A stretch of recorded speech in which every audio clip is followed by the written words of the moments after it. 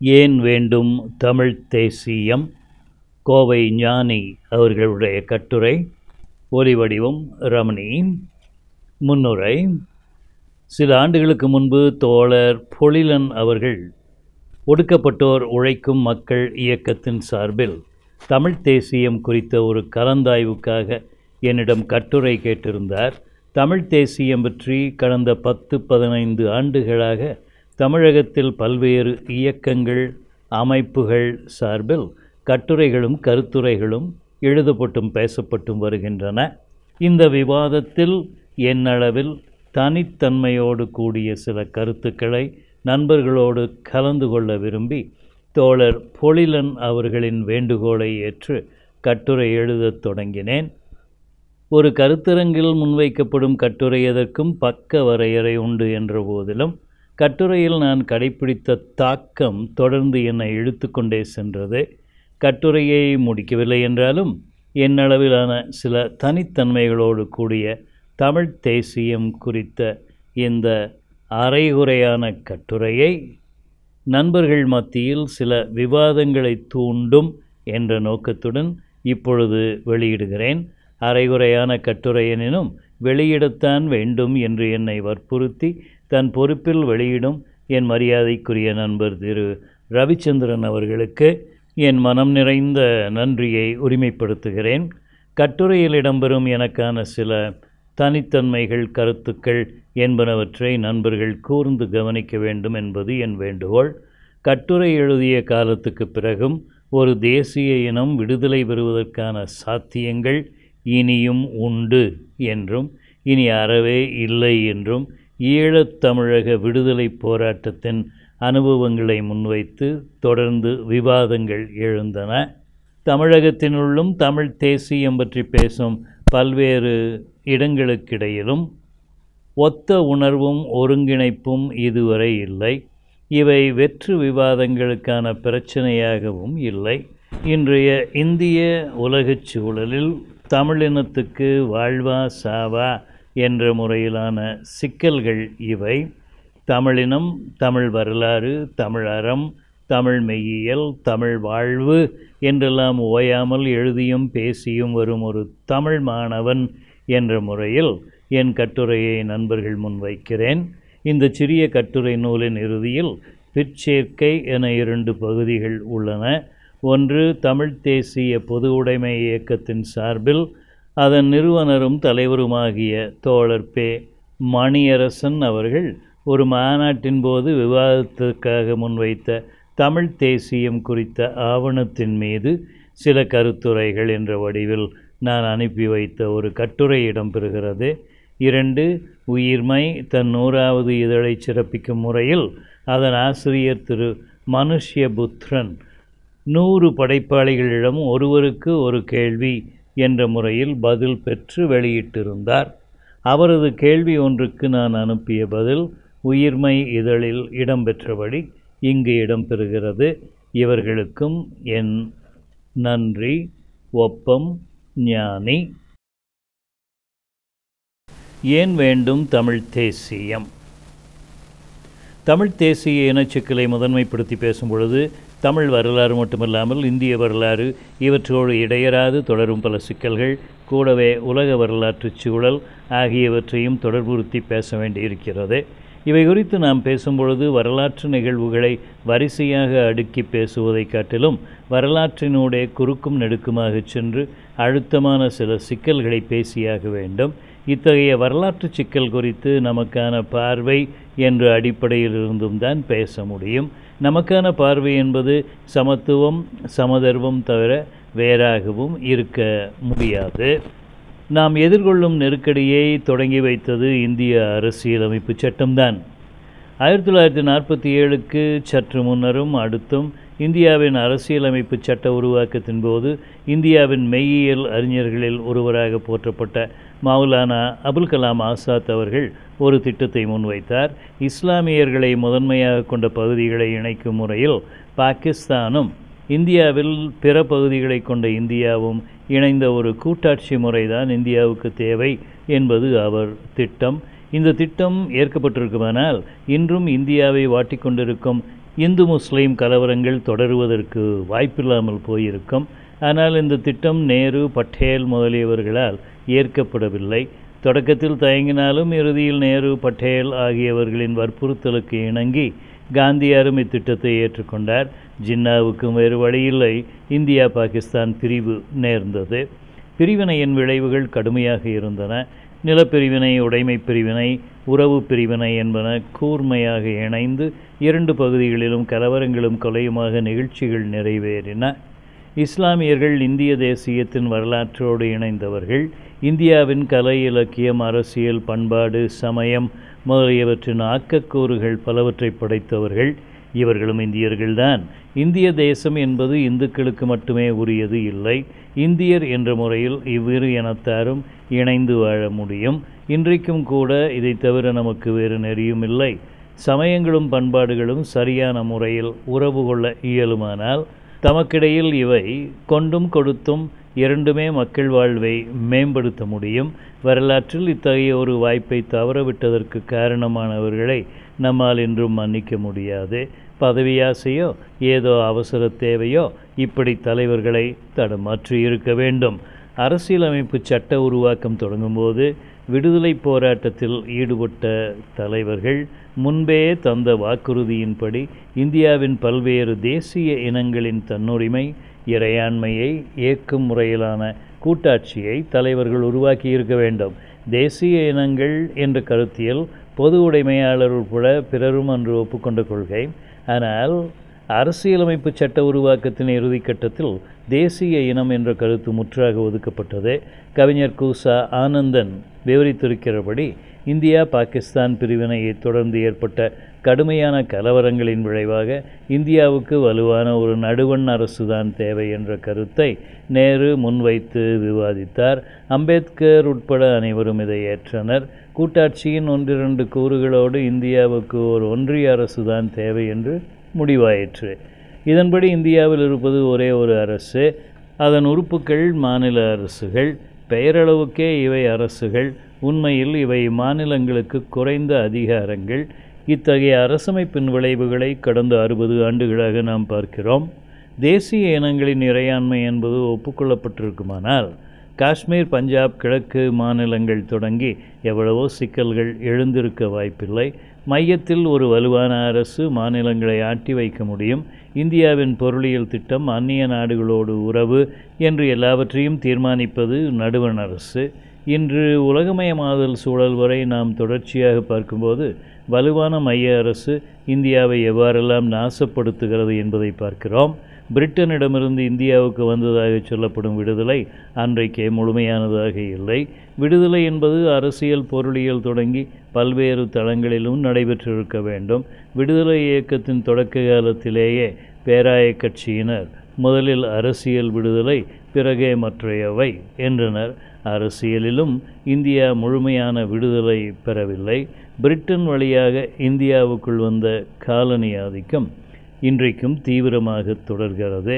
America முதலிய மேற்கத்தியரின் பொருளியல் ஊடுருவலுக்கு India தன்னை திறந்தே வைத்திருக்கிறது. சமூக விடுதலை குறித்து பெரியாரும் அம்பேத்கரும் எழுப்பிய குரல் வெற்றி பெறவில்லை. திரும்பவும் சொல்லலாம், தேசிய இனங்களின் இறையாண்மை, கூட்டாட்சி என்பவை இந்திய அரசியலில் அழுத்தமாக இடம்பெற்றிருக்குமானால் எத்தனையோ சிக்கல்களுக்கு ஒருவேளை தீர்வு ஏற்பட்டிருக்கும். இன்னும் ஒரு சிக்கல் குறித்து இங்கு குறிப்பிட வேண்டும். இந்திய அரசியலமைப்பு சட்டத்தில் சமயச்சார்பின்மை, சமதர்மம், மக்கள் நல அரசு, இவற்றோடு கூடிய குடியரசு என்ற வாசகங்கள் முன்னுரையிலேயே இடம்பெற்றிருக்கின்றன. இவை குறித்து இன்றும் தலைவர்கள் ஓயாமல் பேசுகிறார்கள். எல்லாவற்றையும் பெரும்பாலும் கைவிட்ட நிலையிலும் பேசுகிறார்கள். வெட்கமில்லாமல் பேசுகிறார்கள். உண்மையில் சமதர்மம் என்ற கொள்கை உறுதியாக செயல்பட்டிருக்குமானால் மக்கள் மத்தியில் வறுமை முதலிய எவ்வளவோ சிக்கல்கள் தீர்வதற்கான வழிகள் பிறந்திருக்கும். கூட்டாட்சி என்ற கொள்கை சமதர்மத்திற்கு நம்மை கொண்டு சேர்த்திருக்கும். சரியான கூட்டாட்சியில் சமயச்சார்பின்மை சரியாக கடைப்பிடிக்கப்பட்டிருக்கும். நிலக்கிழாரியம் முற்றாக களையப்பட்டிருக்கும். முதலாளியம் கட்டுப்படுத்தப்பட்டிருக்கும். அனைத்து மக்களும் கல்வி, அறிவு, வேலைவாய்ப்பு, மருத்துவ வசதி முதலியவற்றை பெற்றிருக்க முடியும். மக்களின் ஜனநாயக உரிமைகள் மதிக்கப்பட்டிருக்கும். உள்ளிருந்தே அரசியல் சட்டத்தை நாசமாக்கி இருக்க முடியாது. மாநிலங்களுக்கு இடையில் பொருளியல் ஏற்றத்தாழ்வுகள் குறைந்திருக்கும். ஒரு சில மாநிலங்கள் பிற மாநிலங்களை தமக்கு காலனிகள் போல மாற்றியிருக்க முடியாது. அந்நியர்களின் ஊடுருவலை தடுத்திருக்க முடியும். இன்று ஓயாமல் தலைவர்கள் பேசுகிற பயங்கரவாதத்திற்கு இடம் இருந்திருக்க முடியாது. இந்தியாவுக்கான சமதர்மம் என்ற கொள்கையை தொடக்கம் முதலே நேரு வற்புறுத்தி வந்தார். பொது உடைமையர், சோசலிஸ்டுகள் என்பவர்களும் சமதர்ம கொள்கையை வற்புறுத்தினார்கள். காந்தியாரும் பெரிதாக முரண்படவில்லை. இந்திய அரசியலில் சமதர்மத்தை முன்னிறுத்தி நேரு சிலவற்றை சிறப்பாக செய்தார். பொதுத்துறை நிறுவனங்கள், கனரக தொழில், மின் உற்பத்தி நிலையங்கள், மாபெரும் அணைக்கட்டுகள் முதலியவை இப்படித்தான் ஏற்பட்டன. இந்திய பொருளியலை மேம்படுத்துவதில் இவற்றின் பங்களிப்பை நாம் இன்றும் வியந்து பாராட்ட முடியும். 5 ஆண்டு திட்டங்கள் என்பவை இப்படித்தான் வகுக்கப்பட்டு செயல்பட்டன. சோவியத் ஒன்றியத்தின் முன்மாதிரியை நேரு ஏற்றுக்கொண்டதோடு சோவியத் ஒன்றியத்தின் உதவிகளையும் நிறையவே பெற்றார். அமெரிக்கா தொடங்கி வைத்த பனிப்போரில் இந்தியா மாட்டிக்கொள்ளவில்லை. பஞ்சசீலம் பற்றி நேரு பேசினார். காலனிய ஆதிக்கத்திலிருந்து விடுதலை பெற்ற பல நாடுகளுக்கு நேரு முன்னவராகவும் முன்மாதிரியாகவும் இருந்தார். நேருவின் வரலாற்று பங்களிப்பு குறித்து இன்று நமக்கு விமர்சனம் உண்டு எனினும் அக்கால நிலையில் நேருவை நாம் ஏற்றுக்கொண்டுதான் இருந்தோம். பேராய கட்சிக்குள்ளும் நேருவோடு பட்டேல், கோவிந்த் வல்லப பந்த், தாண்டன் முதலியவர்கள் கடுமையாக முரண்பட்டனர். சமதர்ம கொள்கை இவர்களுக்கு உடன்பாடில்லை. இவர்கள் நிலக்கிழாரிய முதலாளிய சிந்தனையாளர்கள். சோவியத் ரஷ்யா இவர்களுக்கு பிடிக்காது. கம்யூனிசம் என்பதே வன்முறையோடு கூடியது என்பதுதான் இவர்களின் மாறாத கருத்து. இந்தியாவை ஒன்றிணைப்பதற்கு வன்முறையை பயன்படுத்தலாம். உள்நாட்டிலும் தேவைக்கு மேல் வன்முறையை பயன்படுத்துவதில் தவறில்லை. எனினும் சமதர்மம் கூடாது. ஸ்டாலின் வழியே செயல்பட்ட சமதர்ம செயல்பாட்டிலும் குறைகள் இல்லாமல் இல்லை. இந்த குறைகளை தலைவர்கள் பெரிதுபடுத்தினர்.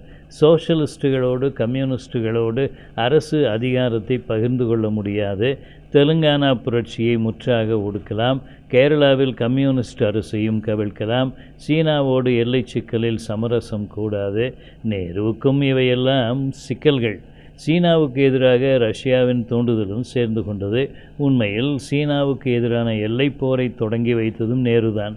தொடர்ந்து உலக அளவில் சமாதான குரலை எழுப்பி வந்த இந்தியாவை சீனா தாக்குகிறது. ஆகவே நமக்கு சமதர்மமும் வேண்டாம், முடிந்தால் அமெரிக்காவோடு உறவு வைத்து கொள்ளலாம். ஆகவே சமதர்மம் என்பதை வாயளவில் வைத்து கொண்டால் சரி. பொதுத்துறை நிறுவனங்கள் முதலாளிகளின் வளர்ச்சிக்கும் உதவியாக இருக்கின்றன. ஆகவே அவற்றை வைத்து கொள்ளலாம். நேருவுக்கு பிறகும் இந்திரா காந்தி முதலியவர்கள் காலத்தில் எவ்வளவோ நடந்தன. இந்திய அரசியல் சட்டத்திற்குள்ளேயே நெருக்கடி நிலை பிரகடனம் ஒரு முக்கியமான கூறு. இதை வைத்து மாநிலங்களை கலைக்கலாம். இன்னும் எவ்வளவோ செய்யலாம். இந்திரா காந்திக்கு பிறகு நரசிம்மராவ், பிறகு ராஜீவ் காந்தி. டங்கன் திட்டத்தில் இந்தியா கையெழுத்திடுகிறது. அனைத்துலக நிதி நிறுவனத்தின் கடன் இல்லாமல் முடியாது. அதன் பிறகு உலக வர்த்தக அமைப்பு, பிறகு உலகமயமாதல். இப்பொழுது நம் காலத்துக்கு வந்து சேர்கிறோம். விவரிப்புகளுக்கு தேவையில்லை. இந்த கட்டுரையில் இதுவரை இந்தியா என்ற சொல்லை பலமுறை பயன்படுத்தி இருக்கிறேன். ஆங்கிலேயர் ஆதிக்கம் இந்தியாவில் நிலை பெறுவதற்கு முன்னர் இந்தியா என ஒன்று இல்லை.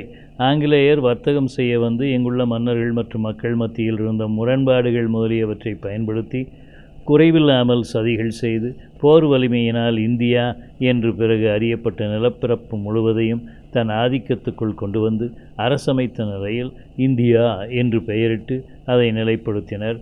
எல்லைகள் பல சமயங்களில் மாறவும் செய்தன, மாற்றியும் அமைத்தனர்.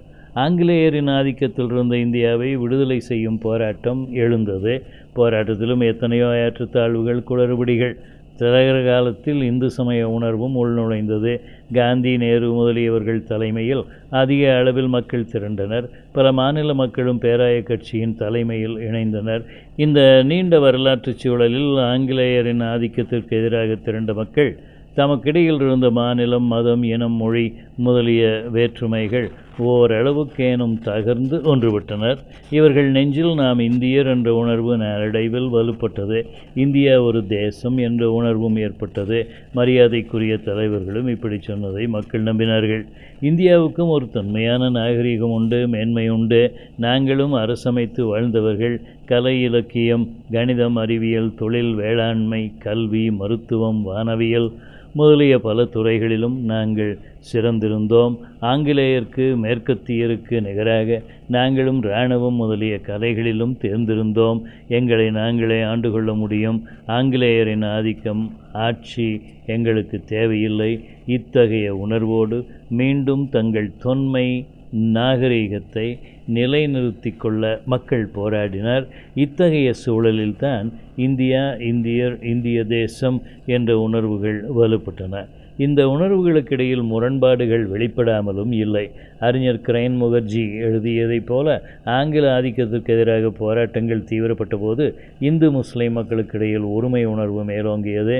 போராட்டங்கள் இடைநிறுத்தப்பட்ட போது அல்லது போராட்டங்கள் ஓய்ந்த போது அல்லது இல்லாத காலங்களில் இந்து முஸ்லீம் என்ற வேற்றுமை உணர்வு ஏற்பட்டது. தலைவர்கள் இந்து சமய மேன்மை குறித்து, வேத நாகரீகம் குறித்து பேசிய பொழுது எதிரான உணர்வுகள் எழத்தான் செய்தன. தமிழ் மக்களாகிய நம்மை பொறுத்தவரை தொன்மையான நாகரீகம் முதலியவற்றில் நாமும் சிறந்திருந்தோம், நாடாண்டோம். நமக்கும் விடுதலை வேண்டும். ஆரிய நாகரிகமும் எங்கள் நாகரிகமும் ஒன்றல்ல. இதை போலவே பல்வேறு வட்டாரங்களில் அவரவர் தம் மேன்மைகள் சொல்லி இழந்த தம் மேன்மைகளை மீண்டும் பெற ஆங்கில ஆதிக்கத்திலிருந்து விடுதலை பெற வேண்டும் என உணர்வு எழத்தான் செய்தது. எனினும் வேற்றுமைகளுக்கிடையிலும் ஒற்றுமை என்று நேரு முதலியவர்கள் இந்திய நாகரிகம் குறித்து சிறப்பான விளக்கங்களும் தந்தனர். இம்முறையில்தான் இந்தியா, இந்தியர் என்ற உணர்வுகள் வெளிப்பட்டன. இத்தகைய சூழலில்தான் தம் மதத்தை, மதங்களின் உயர்வை, மத உணர்வை ஆங்கில நாகரிகத்துக்கு எதிராகவும் நிறுத்தினர். விடுதலைக்கான எழுச்சி என்பது இவ்வாறு பன்முகத்தன்மைகளோடு எழுச்சி பெறுவதை தவறு என்று சொல்வதற்கு இல்லை. ஆன்மாவுக்கு அழிவில்லை என்று கீதை சொல்வதை நம்பி சாவுக்கு அஞ்சாமல் துறவிகளோடு மக்களும் இணைந்து போராடினர். விவேகானந்தர் போன்றவர்களின் விடுதலை வேட்கையை குறைத்து சொல்ல முடியாது. இந்து மதம் என்ற உணர்வை விடுதலை நோக்கத்தோடு கிளர்ந்தெழச் செய்ய முடியும். இந்திய தேசியம் என்பது இந்து தேசியம் என சுருக்கி சொல்வதற்கும் இல்லை. ஆதிக்கத்திற்கு எதிரான போரில் எந்த கருவியையும் பயன்படுத்த முடியும், பயன்படுத்த வேண்டும் என்ற நோக்கில்தான் அசோகர், அக்பர், சிவாஜி என்ற மன்னர் பெயர்களும் அதை போலவே மதத் தலைவர்களின் பெயர்களும் பயன்பட்டன. இவையெல்லாம் அரைகுறையாகவேனும் நடைபெற்ற விடுதலை போராட்டத்தின் கூறுகள்.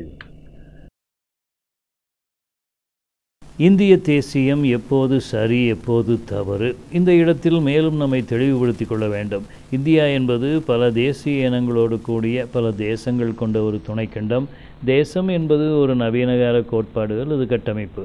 ஐரோப்பாவில் தொழில் வளர்ச்சியோடு முதலாளியம் உருவான காலச்சூழலில் ஒரு மொழி வழங்கும் ஒரு பிரதேசம், கூடவே தொடர்ச்சியான எல்லை, பொருளியல் அமைப்பு, வரலாறு, பண்பாடு ஆகியவற்றோடு கூடிய ஒரு கட்டமைப்பு தான் தேசம் என ஆயிற்று. இது ஸ்டாலின் செய்த வரையறை. இந்த வரையறையை முதலாளியத்துக்கு ஒத்த வரையறை என்று தான் சொல்ல முடியும். இதன் காரணமாகத்தான் முதலாளிகளின் தலைமையில் நடைபெறுவதுதான் தேச விடுதலை போராட்டம். ஆகவே தேசிய இனங்களின் விடுதலை போராட்டம் என்பதும் தேசிய முதலாளியின் தலைமையில் தான் நடைபெறுவதாக இருக்க முடியும் என்று இந்த கோட்பாடு விளக்கப்பட்டது. தேசிய இனம் பற்றிய முதலாளிய வரையறை இன்று நமக்கு போதாது. இதை உழைக்கும் மக்களின் விடுதலைக்கான கோட்பாடாக நாம் மாற்ற வேண்டும். இல்லையென்றால் தேசிய இன விடுதலை என்பதும் முதலாளிய எல்லைக்கு உட்பட்டதாகத்தான் இருக்க முடியும். நமக்கு தேவை சமத்துவம் மட்டுமல்ல, சம தர்மமும் தேவை. இது பற்றி இன்னொரு இடத்தில் பேசலாம். இந்திய தேசியம் என்பது ஆங்கில ஆதிக்கத்திற்கு எதிரான அரைகுறையான விடுதலை போராட்டத்தின் போது உருவான கருத்தியல். இன்று நமக்கு உடன்பாடில்லை. இவ்வாறு இந்தியாவை ஒரு தேசியம் என்று கருதியவர்களுக்கும் அக்கால சூழலில் வேறு வகையான விளக்கம் தந்தனர். பல இனங்களும் மொழிகளும் பண்பாடுகளும் பிரதேச வேறுபாடுகளும் இருந்தபோதிலும் அனைத்து மக்களும் ஒரு தேசத்தினர் என்ற அடிப்படையில் சாதி, மதம் முதலிய வேறுபாடுகளை மறந்து கூடி வாழ முடியும் என்று நம்பினார்கள். முழு அளவிலான விடுதலையும் கூட்டாட்சியும் சமதர்மமும் உறுதியாக தொடர்ந்திருக்குமானால் இந்தியா ஒரு தேசமாக மாறியிருக்கலாம். விடுதலை பற்றிய சரியான பார்வை அன்று தலைவர்களுக்கு இல்லை. கூட்டாட்சியும் வேண்டாம் என்றார்கள். சமதர்மத்திற்கான வாய்ப்புகளும் இல்லை. இந்நிலையில் தான் மக்கள் மத்தியிலும் மாநிலங்களுக்கிடையிலும் ஏற்றத்தாழ்வுகள், முரண்பாடுகள் மிகுந்து இந்தியா ஒரு தேசமல்ல, பல தேசங்கள் கொண்ட ஒரு துணைக்கண்டம் என்பது தெளிவாயிற்று. ஏற்றத்தாழ்வுகள் அதிகரித்ததன் விளைவாக சாதிகளும் மதங்களும் இனம் முதலிய உணர்வுகளும் தீவிரம் பெற்றன. இஸ்லாமியர் வந்ததால் தான் இந்துக்களுக்கு வாழ்வில்லை என்ற முறையில் கருத்தினங்கள் எழுந்தன. கருத்துக்கள் என்பவை தாமாக தோன்றுவதில்லை, வரலாறு மற்றும் சமூக முரண்பாடுகளின் வெளிப்பாடுதான் கருத்தினங்கள். இவ்வகையான சில தெளிவுகளை பெறுவதற்கு நமக்கு மார்க்சிய அறிவும் தேவைப்பட்டது. மார்க்சிய புரிதல் பெற்றவர்தான் இத்தகைய தெளிவுக்கு வந்திருக்கின்றனர். மார்க்சிய புரிதல் இல்லாதவர்கள், மார்க்சியத்தை மறுப்பவர்களுக்கு இத்தகைய தெளிவு இல்லை. இதன் காரணமாக கட்சிகளுக்கு இடையில் முரண்பாடுகளும் மோதல்களும் ஏற்படுகின்றன. அரசு அதிகாரத்தில் இடம்பெற வேண்டும் என்ற வெறித்தனம் காரணமாகவும் இம்மோதல்கள் திட்டமிட்டு வளர்க்கப்படுகின்றன. இந்திய தேசியம் என்று பிறர் சொல்வதன் உள்ளடக்கம் இந்து தேசியம்தான் என்று நாம் கூறுகின்றோம். இந்தியா என்பதன் உருவாக்கத்தில் செயல்பட்டது பார்ப்பனியம் என்று நாம் கருதுகிறோம். ஆரியவர்த்தம், பரதகண்டம் என்றெல்லாம் பார்ப்பனர்கள் தம் மந்திரங்களில் குறிப்பிடுவது ஒரு சான்று என கருதுகிறார்கள். இந்தியா ஒரு தேசமாகத்தான் இருக்க வேண்டும் என்றும் பார்ப்பனர்கள்தான் அவர்கள் தேவைக்கொத்த முறையில் கருதுகிறார்கள். ஆங்கிலேயருக்கு இந்திய தேசம் ஒரு முழுமையான நிலப்பரப்பாக இருப்பதுதான் அவர்களுக்கு வசதி. வர்த்தகம் முதலிய பல தேவைகளுக்கு இப்படி இருப்பது பயன்படும். மக்கள் மத்தியில் உருவாகும் முரண்பாடுகளையும் மோதல்களையும் ஆங்கிலேயர் தம் ஆதிக்கத்தை பெருக்கிக் கொள்வதற்கு தேவைப்படும். இந்துக்களுக்கும் இஸ்லாமியர்களுக்கும் இடையில் இப்படித்தான் ஆங்கிலேயர் பகையை தூண்டி வளர்த்து பயன்படுத்தி கொண்டனர். 1947க்கு பிறகும் இந்திய அரசும் இதைத்தான் செய்கிறதே. ஆங்கிலேயர் காலத்து கொடுமையான படு பிற்போக்கான சட்டங்களை இந்திய அரசு மாற்றிக்கொள்ளாததற்கும் இதுவே காரணம். இந்திய அரசியலமைப்பு சட்டமும் உயர்வகையான கொள்கை பிரகடனங்களை வழிகாட்டும் நெறிகளை கொண்டிருந்த போதிலும் அவற்றை செயல்படுவதற்கான வழிமுறைகளை வகுத்து கொள்ளாததற்கும் இதுவே காரணம். இந்திய அரசியலமைப்பு சட்டத்தின் மூலம் மத நம்பிக்கைகள் முதலியனவும் காப்பாற்றப்படுகின்றன. மாநிலங்களின் அதிகாரங்களை குறைத்து மையம் தன்னை வலுப்படுத்திக் கொள்வது முதலாளிகளுக்கு மட்டுமல்லாமல் ஆட்சியாளர்களுக்கும் வசதியாகத்தான் இருக்கிறது. அந்நியர்களின் ஆதிக்கமும் மைய அரசு என ஒன்றின் மூலம் இந்தியாவில் உள்ள பல மாநிலங்களிலும் பரவி அவை அனைத்தையும் தன் ஊடுருவலுக்கு பயன்படுத்தி கொள்ள முடியும். அரசு அதிகாரமும் முன்னை காட்டிலும் பல நூறு மடங்கு வளரும். அதிகார வர்க்கம் வலுப்படும். ஊழல் முதலியவற்றை பெருமளவில் செய்ய முடியும். இவை தவிர அரசு என்ற மாபெரும் இயந்திரத்திற்கு தன்னை தொடர்ந்து பெருக்கிக் கொள்வதற்கான இயல்பான குணம் உண்டு. அரசு தோன்றிய காலம் முதற்கொண்டே இப்படித்தான் 100 கரங்களோடு காட்டுத்தனமாக தன்னை வளர்த்து மக்கள் வாழ்வின் பல களங்களையும் தன் அதிகார எல்லைக்குள் கொண்டு வந்திருக்கிறது. முன்னைய அரசுகளின் தலைமையில் மன்னர்கள் இருந்தார்கள். இப்பொழுது மக்களால் தேர்ந்தெடுக்கப்படும் தலைவர்கள்.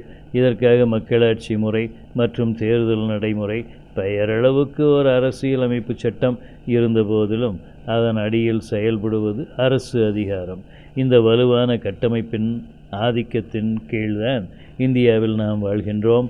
இந்த கட்டமைப்பின் ஒரு கூறு பார்ப்பனியமே அன்றி அனைத்து கூறுகளுக்கும் ஆதாரமாக ஊற்றாக இருப்பது பார்ப்பனியம்தான் என்று சொல்ல முடியாது. ஆகவே இந்திய தேசியம் என்பதை இந்து தேசியம் என நாம் மாற்று பெயர் சொல்வது எந்த அளவுக்கு சரி என்பது குறித்து நாம் சிந்திக்க வேண்டும். இந்தியாவில் இந்துத்துவவாதிகளை பொறுத்தவரை இந்தியா இந்து தேசமாக இருக்க வேண்டும் என்று விரும்புகிறார்கள். இதற்காக அவர்கள் கலாச்சார தேசியம் என்ற கருத்தாக்கத்தை முன்வைத்தார்கள். இந்தியாவில் வாழ்கிற அனைவரும் இந்து கலாச்சாரத்தை ஏற்க வேண்டும். இஸ்லாமியரும் கிறிஸ்தவர்களும் இந்தியாவுக்கு வெளியிலிருந்து வந்தவர்கள். மார்க்சியமும் வெளியிலிருந்து வந்த ஒரு சித்தாந்தம். இந்து கலாச்சாரம் என்பது வர்ணாசிரம முறை. ரிஷிகள்தான், இந்து துறவிகள்தான் இங்கு தலைவர்கள். பெண்ணுக்குரியது இல்லம்தான். சமஸ்கிருதம்தான் இந்தியாவின் அனைத்து மொழிகளுக்கும் மூலம். அதுவே தேவ மொழி, புனிதமானது. இந்தியாவில் மைய அரசு என ஒன்று வலுவாக இருக்க வேண்டும். மொழிவாரி மாநிலங்கள் என்று பிரித்திருக்க வேண்டியதில்லை. மைய அரசின் இராணுவம் மிக வலுவுள்ளதாக இருக்க வேண்டும். அணு ஆயுதங்களும் தேவை. முதலாளிகளுக்கு ஒத்த முறையில்தான் தொழிலாளிகள் தொழிற்சங்கங்கள் இருக்க வேண்டும். போராட்டம் தேவையில்லை. பிராமணர்கள் மதிக்கப்பட வேண்டும். இந்திய நாகரீகத்தின் ஆதாரமாக இருப்பது வேத நாகரீகம். வேதங்களை கேள்விக்கு உட்படுத்த முடியாது. ஆரியர்கள் இந்தியாவின் பூர்வ குடிகள், திராவிடர் என்று பேசக்கூடாது. புத்தரும் சமணரும் இந்து மதத்தின் பகுதியாகிவிட்டனர். ஆகவே இந்தியா என்பது இந்துக்களின் தேசமாகத்தான் இருந்தாக வேண்டும். ஆகவே இந்திய தேசியம் என்பது இந்து தேசியம்தான் என்பது அவர்கள் கொள்கை. இந்த கொள்கையின் ஆதாரத்தில் தான் அவர்கள் பாபர் மசூதியை தகர்த்தார்கள். குஜராத்தில் 3000 இஸ்லாமியர்களை கொன்றார்கள். திட்டமிட்டு இஸ்லாமியர்களுக்கு எதிராக கலவரங்களை தூண்டுகிறார்கள். கிறித்தவர்களையும் அவர்கள் விட்டபாடில்லை. திராவிட இயக்கம் என்பதை அவர்கள் முற்றாக மறுக்கிறார்கள். இப்பொழுது ராமர் பாலம் என்று பேசுகிறார்கள். மக்களின் மீது மத உணர்வை இவர்கள் தீவிரப்படுத்தி இயன்றவரை வெறியாக்கி அதை மதவாத அரசியலாக மாற்ற முனைந்திருக்கிறார்கள். தலித் மக்களையும் தமக்கான கருவிகளாக மாற்ற முனைந்திருக்கிறார்கள். இவர்களுக்கு சமத்துவமோ சமதர்மமோ கூடாது. ஏற்றத்தாழ்வான சமூகம்தான் மதம் மற்றும் மூட நம்பிக்கைகளை வளர்க்கும் சமூகம். இவர்களின் கொள்கைகளோடு நாம் முற்றாக முரண்படுகிறோம். அதே சமயம் இந்து மதம் என்பதும் இந்துத்துவம் என்பதும் ஒன்றல்ல. இந்துத்துவம் என்பது மதவாத அரசியல், வெறித்தனமான மதவாத அரசியல். இது நம் மக்களுக்கு உகந்ததல்ல. இறுதியில் இது எடுக்கிற வடிவம் பாசிசமாகத்தான் இருக்க முடியும். கொலைவெறிதான், இன ஒழிப்புத்தான், மாற்று கருத்துடையவர்களை கொன்று ஒழிப்பதுதான் இதன் இறுதி இலக்காக இருக்க முடியும். இத்தகைய போக்குக்கு இன்றைய எடுத்துக்காட்டு சிங்கள அரசு, முன்பு நாசி ஜெர்மனி. இந்துத்துவம் ஒருபடித்தான இறுகிய ஒரு மதவாதம். இந்து மதம் என்பது உண்மையில் ஒரு மதமன்று, பல மதங்களின் ஒரு தொகுதி இந்து மதம். இதற்குள் எத்தனையோ கடவுள்கள், விக்கிரகங்கள், வழிபாட்டு நெறிகள், சடங்குகள், கடவுள் மறுப்பும் இதில் ஒரு கடவுளை கூட வழிபாடு செய்யலாம், செய்யாமலும் இருக்கலாம். இந்து மதத்தின் பன்முகத்தன்மைக்கு எல்லை இல்லை. இதன் எல்லைக்குள் புத்தரை மட்டுமல்லாமல் அருகனையும் இயேசுவையும் உள்ளடக்கலாம். இஸ்லாமியமும் இந்து மதமும் இணைந்தது சீக்கிய மதம். சிறு தெய்வங்களும் இந்து மத எல்லைக்குள் வரலாம். இயற்கை வணக்கமும் கூட இந்து மதத்தின் ஒரு கூறு. இந்து மதத்திற்கு நாம் 100 விளக்கங்கள் தரலாம். இதற்குள் அதிகார பீடமில்லை. இந்து மதத்திற்குள் விலங்குகள், பறவைகள், மரங்களும் கூட தெய்வத்தன்மை பெறலாம். இந்து மதத்தை நாம் விரும்பும் அளவுக்கு கலைத்து போடலாம், தலைகீழாக்கலாம். இந்து மதத்திற்கு உள்ளிருந்துதான் இந்துத்துவம் என்ற குரூரமான வடிவம் உருவாக்கப்பட்டது. ரிக் முதலிய வேதங்கள் தவிர இதற்கு ஆதார நூல் இல்லை. பகவத்கீதையை தவிர வேறு சிறந்த புனித நூல் இல்லை. ஆதிசங்கரர் மட்டுமல்லாமல் ஜெயேந்திரரும் புனிதமானவர். இவர்களை நாம் கேள்விக்கு உட்படுத்தக்கூடாது. இந்து மதமும் இந்துத்துவமும் இரண்டும் ஒன்றுதானா, வேறா? இங்கு இன்னும் ஒரு வகையில் நம்மை தெளிவுபடுத்தி கொள்ள வேண்டும். மதம் என்பது நாம் நினைக்கிற அளவுக்கு வெறுக்கத்தக்கது இல்லை. ஜான் லெவிஸ் என்ற மார்க்சிய அறிஞரின் கருத்துப்படி மதம் என்பதன் மேலடுக்கு புரோகிதம். இதில் தெய்வம், கோயில், விக்கிரகம், வழிபாடு, சடங்கு, புரோகிதர், புராணம் என பலவும் அடங்கும். மதம் என்பதன் அடித்தளம், அதாவது உட்கூறு, தீர்க்க தரிசனம். ஜான் லூயிஸ் தரும் விளக்கத்தின்படி மக்கள் நலம், அதாவது அன்புமயமானவர் கடவுள். ஏற்றத்தாழ்வு இவருக்கு உடன்பாடில்லை. எல்லோருக்குமானது இயற்கை. உழைப்பும் பகிர்வும் உன்னதமானவை. அதிகாரம் கொடியது. இப்படி செல்வது அவர் தரும் விளக்கம். இவர் கருத்துப்படி சித்தர்கள் தீர்க்கதரிசிகள். அன்பே கடவுள் என்றால், அல்லது அறிவே கடவுள் என்றால், அன்பும் அறிவும் இருக்கட்டும், இவையே மக்களை ஆளட்டும், இவற்றால் மக்கள் நலம் சிறக்கும். இந்து மதம் என்பதையும் இப்படி அர்த்தப்படுத்த முடியும். புரோகித கூறுகளை களைந்து கொள்ள முடியும். புரோகிதருக்கு அதிகாரம் வேண்டும், உடைமையாளர் உறவு வேண்டும், செல்வம் வேண்டும், கடவுளர் முதலியவர் பெயர் சொல்லி மக்களை ஏமாற்ற வேண்டும், அரசு அதிகாரத்துக்கு மக்களை இணங்கச் செய்ய வேண்டும். இம்முறையில்தான் அன்று மன்னர்களுக்கும் இன்று அரசுக்கும் முதலாளிகளுக்கும் மதங்கள் தேவை. மத பீடங்கள் அரசோடும் முதலாளிகளோடும் ஒத்துழைப்பது. இதனால்தான் கிறித்துவத்திற்குள் வளர்ச்சி பெற்ற விடுதலை இறையியல் என்பது தீர்க்கதரிசிகளின் இறையியல்.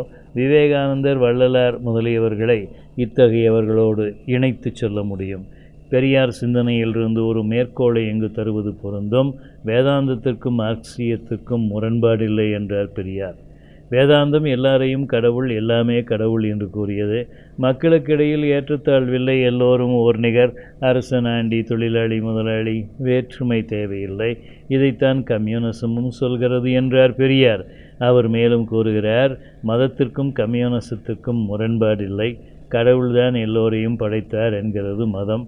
எல்லா மக்களும் சகோதரர், இவர்கள் அனைவருக்கும் உரியது உலகம், எல்லாவற்றையும் இவர்கள் பகிர்ந்து கொள்ள வேண்டும். இதைத்தான் கம்யூனிசமும் சொல்கிறது என்றார் பெரியார். மதம் என்றவுடனே நாம் எதிர்நிலை எடுக்க வேண்டியதில்லை. கடவுள், ஆன்மா, மேலுலகம், நரகம், பாவம், புண்ணியம் என்பனவெல்லாம் குறிப்பிட்ட வரலாறு, பொருளியல் சூழலில் மனிதர் படைத்து கொண்ட கருத்தாக்கங்கள். இவற்றின் உள்ளடக்கம் குறித்து நமக்கு பார்வை வேண்டும். புற வடிவமாகிய புரோகிதம் வெறுக்கத்தக்கது, இவற்றை களைந்தாக வேண்டும். இதை களைவதற்கு பதிலாக ஒட்டுமொத்தமாக மதமே தீயது என்று கருதுவது வரலாற்று பார்வைக்கு ஒத்த கருத்தில்லை. இத்தகைய பார்வைதான் தமிழ் தேசியம் பேசுகிற நமக்கு ஒத்த பார்வையாக இருக்க முடியும். தொன்மைக்கால சமூகங்களில் எத்தனையோ நம்பிக்கைகள், சடங்குகள் தோன்றின. ஆவி நம்பிக்கை, முன்னோர் வழிபாடு, உருவ வழிபாடு, மரங்கள், மலைகள் முதலியவற்றை வழிபடுதல், கருவிகளை வழிபடுதல், இன உற்பத்தி உறுப்புகளுக்கு வழிபாடு, இப்படி எவ்வளவோ நம்பிக்கைகளும் செயல்பாடுகளும் இருந்தன. மழை பெய்வதற்கு, பயிர் விளைவதற்கு எனவும் சடங்குகள் எல்லா சமூகங்களிலும் இவை இருந்தன. இவை போலவே கடவுள் நம்பிக்கை, கோயில் வழிபாடு, புரோகிதர் என இல்லாமலும் எந்த சமூகமும் இல்லை. இந்து சமூகத்தில் மட்டும் இவை இருக்கின்றன என்பதற்காக நாம் பார்ப்பனர் முதலியவர்களை சாட வேண்டியதில்லை. இவற்றின் உருவாக்கத்தில் எல்லோருக்கும் பங்குண்டு. ஏற்கனவே நாம் பார்த்தபடி அரசு அதிகாரம் முதலியவற்றோடு புரோகிதர் இணைந்திருந்தனர். அரசனை தெய்வக்கூறுடையவர் என்று புரோகிதர் கதை சொல்வதன் மூலம் மன்னன் அதிகாரம் வலுப்பெறும். மன்னனாவதற்காக அவன் செய்த கொலைகள், கொள்கைகள் முதலியன மறக்கப்படும். மன்னராக இருந்து செய்யும் அக்கிரமங்களும் புனிதமாகும். முற்பிறவியில் நன்மைகள் பல செய்தவன்தான் இப்பிறவியில் மன்னனாக இருக்கிறான் என்று கூறியதும் மதம்தான். விதி முதலிய நம்பிக்கைகளும் இப்படித்தான் ஏற்பட்டன.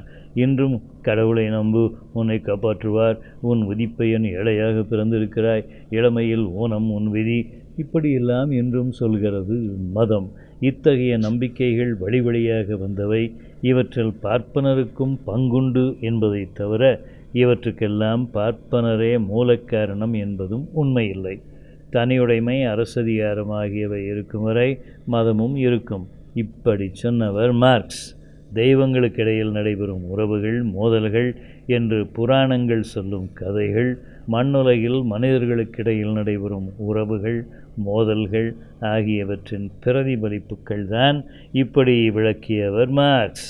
கொடுமையான சமூக சூழலில் மதம் தரும் ஆறுதல் இல்லாமல் மனிதர் வாழ்வை சகித்து கொள்ள முடியாது. கொடுமையான சூழல்களை மாற்ற வேண்டும். மாற்றினால் மதம் தன் அதிகாரத்தை இழக்கும். இப்படியும் விளக்கியவர் மார்க்ஸ்.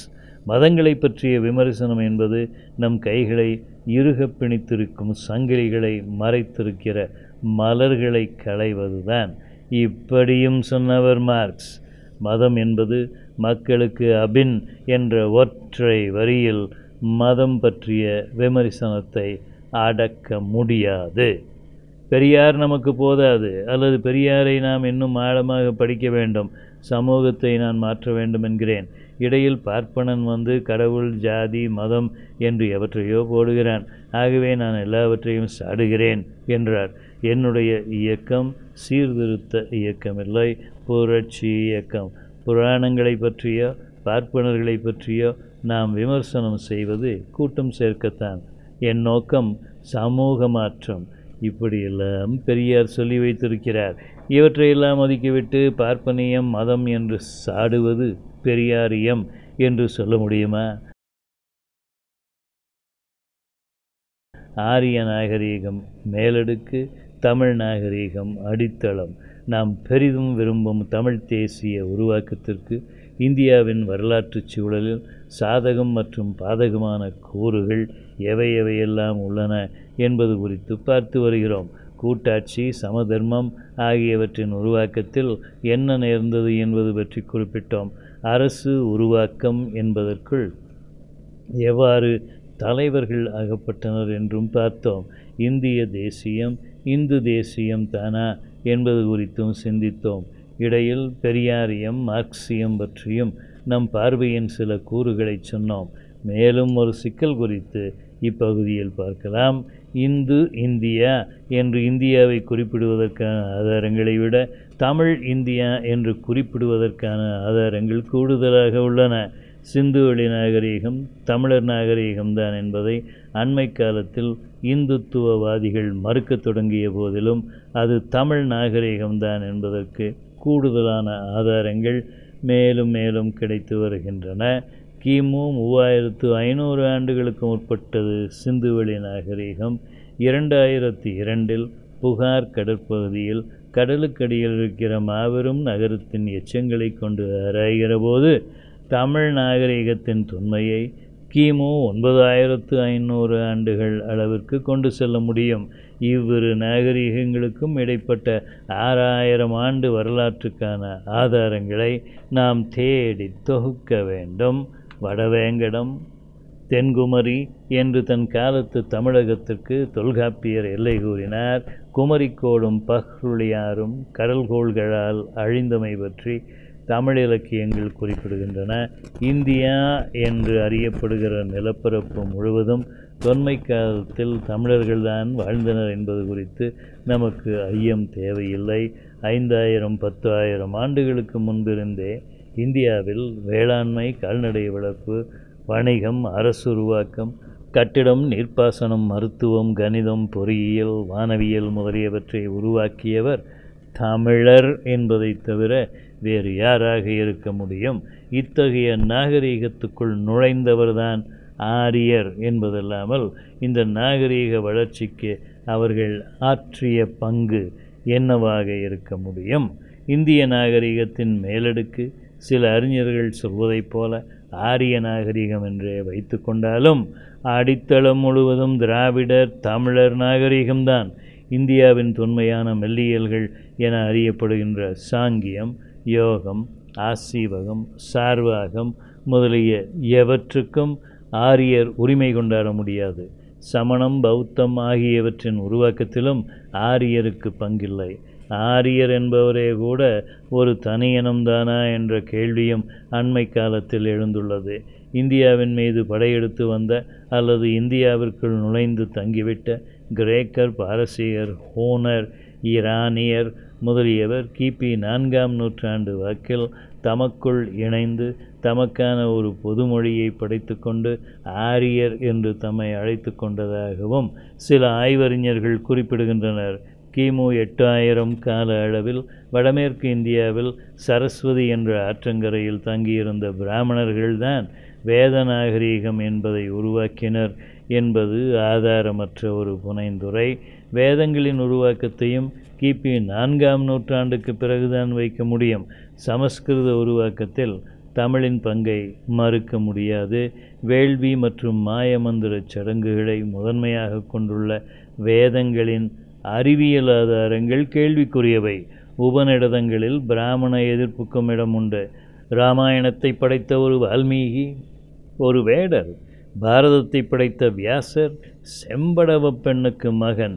இவர்கள் சூத்திரர்கள். காளிதாசன் என்ற பெயரை இந்தியாவில் எந்த பிராமணனும் வைத்துக் கொள்வதில்லை. சமஸ்கிருதம் மக்கள் வழக்கில் இருந்த பேச்சு மொழியாக என்றும் இருந்ததில்லை. ஆங்கிலேயரின் ஆதிக்க உருவாக்கத்தின் போது வில்லியம் ஜோன்ஸ் முதலியவர்களை சமஸ்கிருத பண்டிதர்கள் ஏமாற்றி தம் ஆரிய பெருமையை நிறுவிக்கொண்டனர். ஆரியர் உருவாக்கிய வருணாசிர தர்மம் என்பதை மனித தர்மம் என்று கூறுவதற்கு இல்லை. அறிஞர் அம்பேத்கர் ஆய்ந்துரைத்தபடி தமக்குள் சில நூற்றாண்டுகள் போரிட்டு வலுக்குறைந்த பிராமணரும் சத்திரியரும் தமக்குள் பகைமை நீங்கி ஒன்றுபட்டாலொழிய சமூக தலைமையை தம்மால் தக்க வைத்து கொள்ள முடியாது என்று ஒரு கட்டத்தில் முடிவு செய்தனர். இவ்வாறு தனியுடைமையும் அரசதிகாரமும் தத்துவமும் தமக்குள் இணைந்தன. இனி மற்ற உழைக்கும் மக்களை தம் தேவைக்கு ஒத்த முறையில் ஒடுக்க முடியும், சுரண்ட முடியும். இதுதான் இந்திய வரலாற்றின் திறவுகோல். பார்ப்பனியம் தனித்திருந்து சமூக தலைமையை கைப்பற்ற முடியாது. தனியுடைமையும் அரசதிகாரமும் இணைந்து சமூக தலைமையை கைப்பற்ற முடியும் என்றாலும் தத்துவத்தின் உதவியின்றி நெடுங்காலம் தக்க வைத்து கொள்ள முடியாது. பார்ப்பனியம்தான் இப்படி ஒரே தத்துவமாகவும் இருக்க வேண்டியதில்லை. சமணம் அல்லது பௌத்தம் கூட தனியுடைமை அரசதிகாரத்தை நிலைநிறுத்தும் தத்துவமாக இருக்க முடியும். வரலாற்றில் தத்துவம் என்பதன் பங்கை இப்படி நாம் பார்க்க முடியும். நவீன காலத்திலும் இதுதான் நடைபெறுகிறது. இந்த விவாதத்தை மேலும் தொடர வேண்டியதில்லை. இந்திய நாகரிகத்தின் உருவாக்கத்தில் திராவிடர் தமிழர் நாகரிகத்தின் பங்கு முதன்மையானது என்றுதான் நாம் வரையறுக்க முடியும். இந்தியாவின் வரலாற்றை தெற்கிலிருந்து தான் தொடங்க வேண்டும் என்று சில புகழ்பெற்ற வரலாற்று அறிஞர் கூறியிருப்பதையும் இங்கு நினைவு கூறலாம். இப்படி சொல்வதற்கான ஆதாரங்கள் மேலும் விரிவானவை. அறிஞர் ந. சி. கந்தையா பிள்ளை, அறிஞர் க. அப்பாத்துரையார் போன்றவர்கள் இந்தியாவுக்கு திராவிட இந்தியா, தமிழ் இந்தியா என பெயரிடுவதை ஏற்றனர். இந்துத்துவவாதிகள் இந்த வரலாற்றைத்தான் அழித்து வேறு வகையாக எழுத இன்னும் முனைந்திருக்கின்றனர். தமிழுக்கு செம்மொழி என்ற தகுதியை உலக அளவிலான அறிஞர் ஏற்றுக்கொண்ட நிலையிலும் இந்தியாவில் நாம் ஒரு 100 ஆண்டுக்கு மேலாக போராடித்தான் குறிப்பிட்ட ஓர் அரசியல் சூழல் தந்த நெருக்கடியால் செம்மொழி என்ற தகுதியை அரைகுறையாக பெற முடிந்தது. தமிழரின் தொன்மை, மேன்மை, இந்திய நாகரிகத்தில் தமிழர்களின் பங்கு முதலியவற்றை ஒப்புக்கொள்வது இந்துத்துவ ஊடுருவலை கொண்ட தென்னிந்தியருக்கும் கூட கன்னடர் மலையாளிகளுக்கும் கூட சாத்தியப்படவில்லை. தமிழ் நாகரிகம் மண்ணுலகச் சார்பானது. சமத்துவம்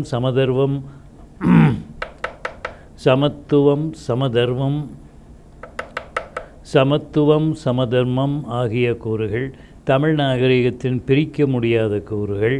தாய்மைக்கு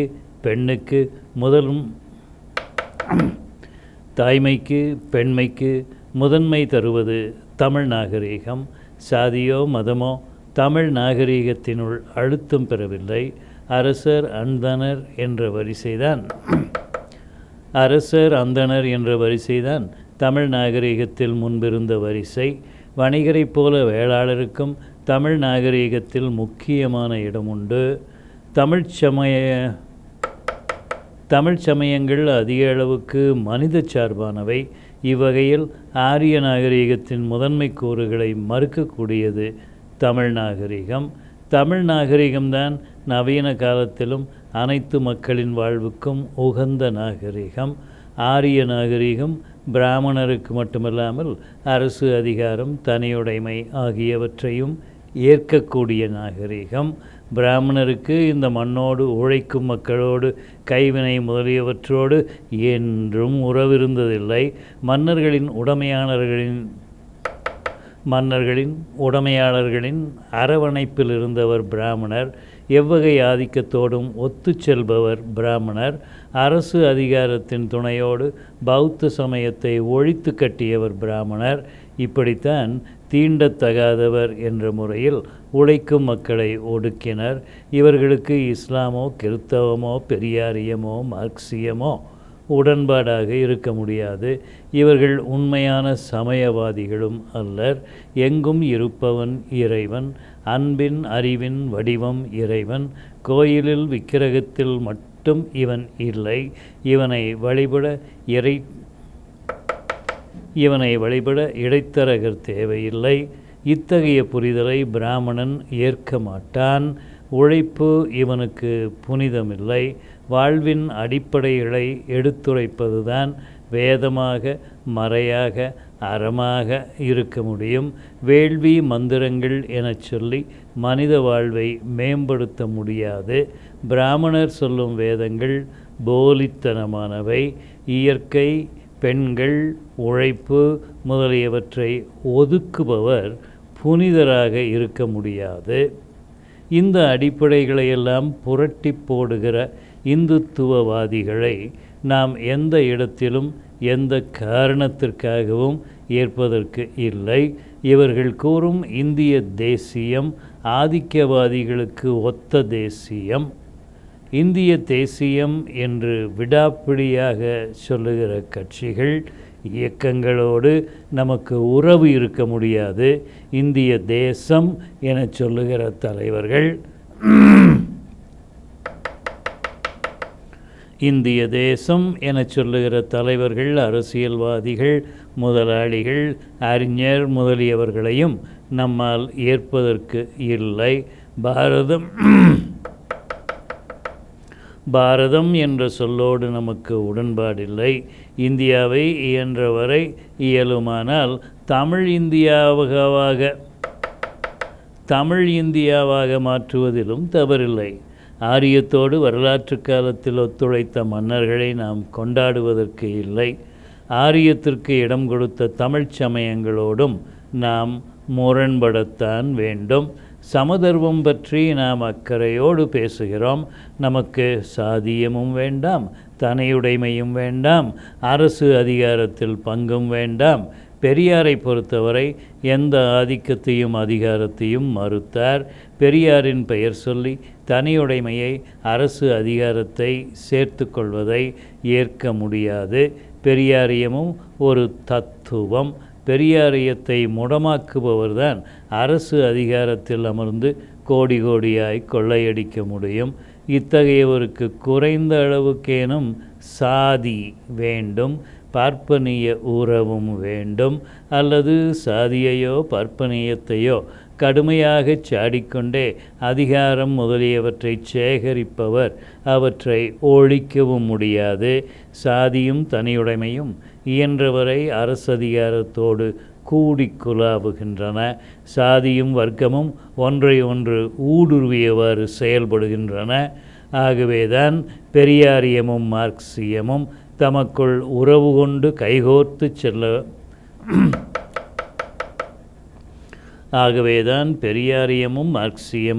தமக்குள் உறவு கொண்டு கைகோத்து கொள்ள வேண்டும். பெரியாரியம் தனித்திருந்து சாதியை மட்டும் தனிமைப்படுத்தி ஒழிப்பது சாத்தியமில்லை. சாதிக்கு எதிரான பரப்புரை மட்டும் போதுமானதல்ல.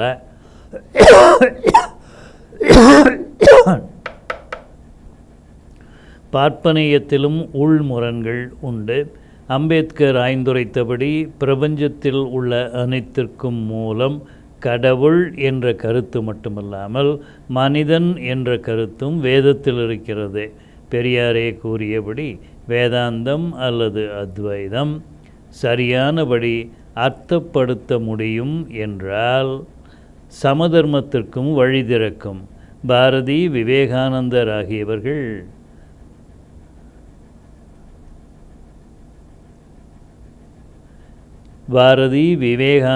ஆகியவர்கள் வேதம், மதம் முதலியவற்றிலிருந்தே சமதர்ம கருத்தியலுக்கு சென்றனர்.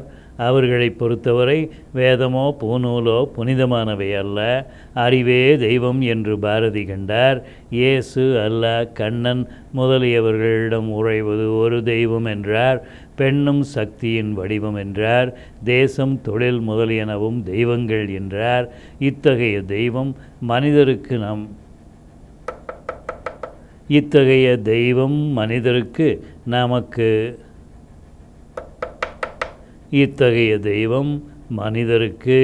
நமக்கு எதிரானதில்லை. இதை வைத்து கொள்ளலாம் அல்லது ஒதுக்கிவிடலாம். பாரதி நொந்து கொள்ள மாட்டார். ஆகவே பார்ப்பனியம் என்பதை ஒரேயடியாக சாடுவதற்கு இல்லை. அதற்குள்ளும் முரண்கண்டு நாம் பொருள்படுத்த முடியும். பார்ப்பனியம் பற்றிய இத்தகைய பார்வை நமக்கு பயன்படும். முன்பே நாம் பார்த்தபடி தனியுடைமை, அரசதிகாரம் ஆகியவற்றோடு பார்ப்பனியம் ஒத்துழைத்ததே அன்றி இவற்றின் தோற்றத்திற்கு பார்ப்பனியம் காரணமில்லை. தனியுடைமை, அரசதிகாரம் ஆகியவற்றோடு கூட்டு சேர்ந்து கொள்கிற பார்ப்பனியத்திற்குத்தான் மரியாதை, செல்வாக்கு. பார்ப்பனியம் என்பதை அதன் உள்முரண் கண்டு விமர்சனம் செய்வதன் மூலம் பார்ப்பனியம் என்ற கட்டமைப்பை நம்மால் குலைக்க முடியும். பாரதியையும் பார்ப்பனர் என்று முத்துரை குத்தி ஒதுக்குவது நமக்கு பயன்படாது. இப்படியெல்லாம் செய்வதன் மூலம் பார்ப்பனியத்தை நாமும் வலுப்படுத்துகிறோம். பார்ப்பனன் அதிபுத்திசாலி, சதி செய்பவன், மன்னர்களை வசப்படுத்தியவன் என்றெல்லாம் சொல்லி பார்ப்பனியத்தை நாம் மகிமைப்படுத்த வேண்டியதில்லை.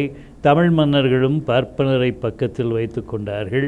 மன்னர்கள் என்பவர்களின் தோற்றம் வளர்ச்சி குறித்து நம்மால் எண்ணி பார்க்க முடியுமானால் அவர்கள் தாம் செய்த கொலைகள், கொள்ளைகள் முதலியவற்றை ஒரு கட்டத்தில் மறைத்து கோயில் கட்டி பலருக்கும் கொள்ளையடித்த நிலங்களை வழங்கி தம் அதிகாரத்தை தக்க வைத்து கொண்டவர்கள்.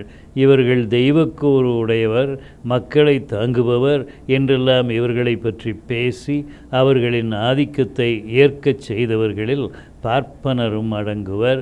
வேள்வி செய்ததால் தான் மன்னனுக்கு வெற்றி என்று இவர்கள் சொன்னார்கள். இப்படியெல்லாம் சொல்வதற்கு மன்னர்களுக்கு பிராமணர்கள் தேவை. பிராமணர்கள் இப்படித்தான் தமிழ் வரலாற்றுக்குள்ளும் வந்தார்கள், தங்கினார்கள், கோவில்களிலும் குடியேறினார்கள்.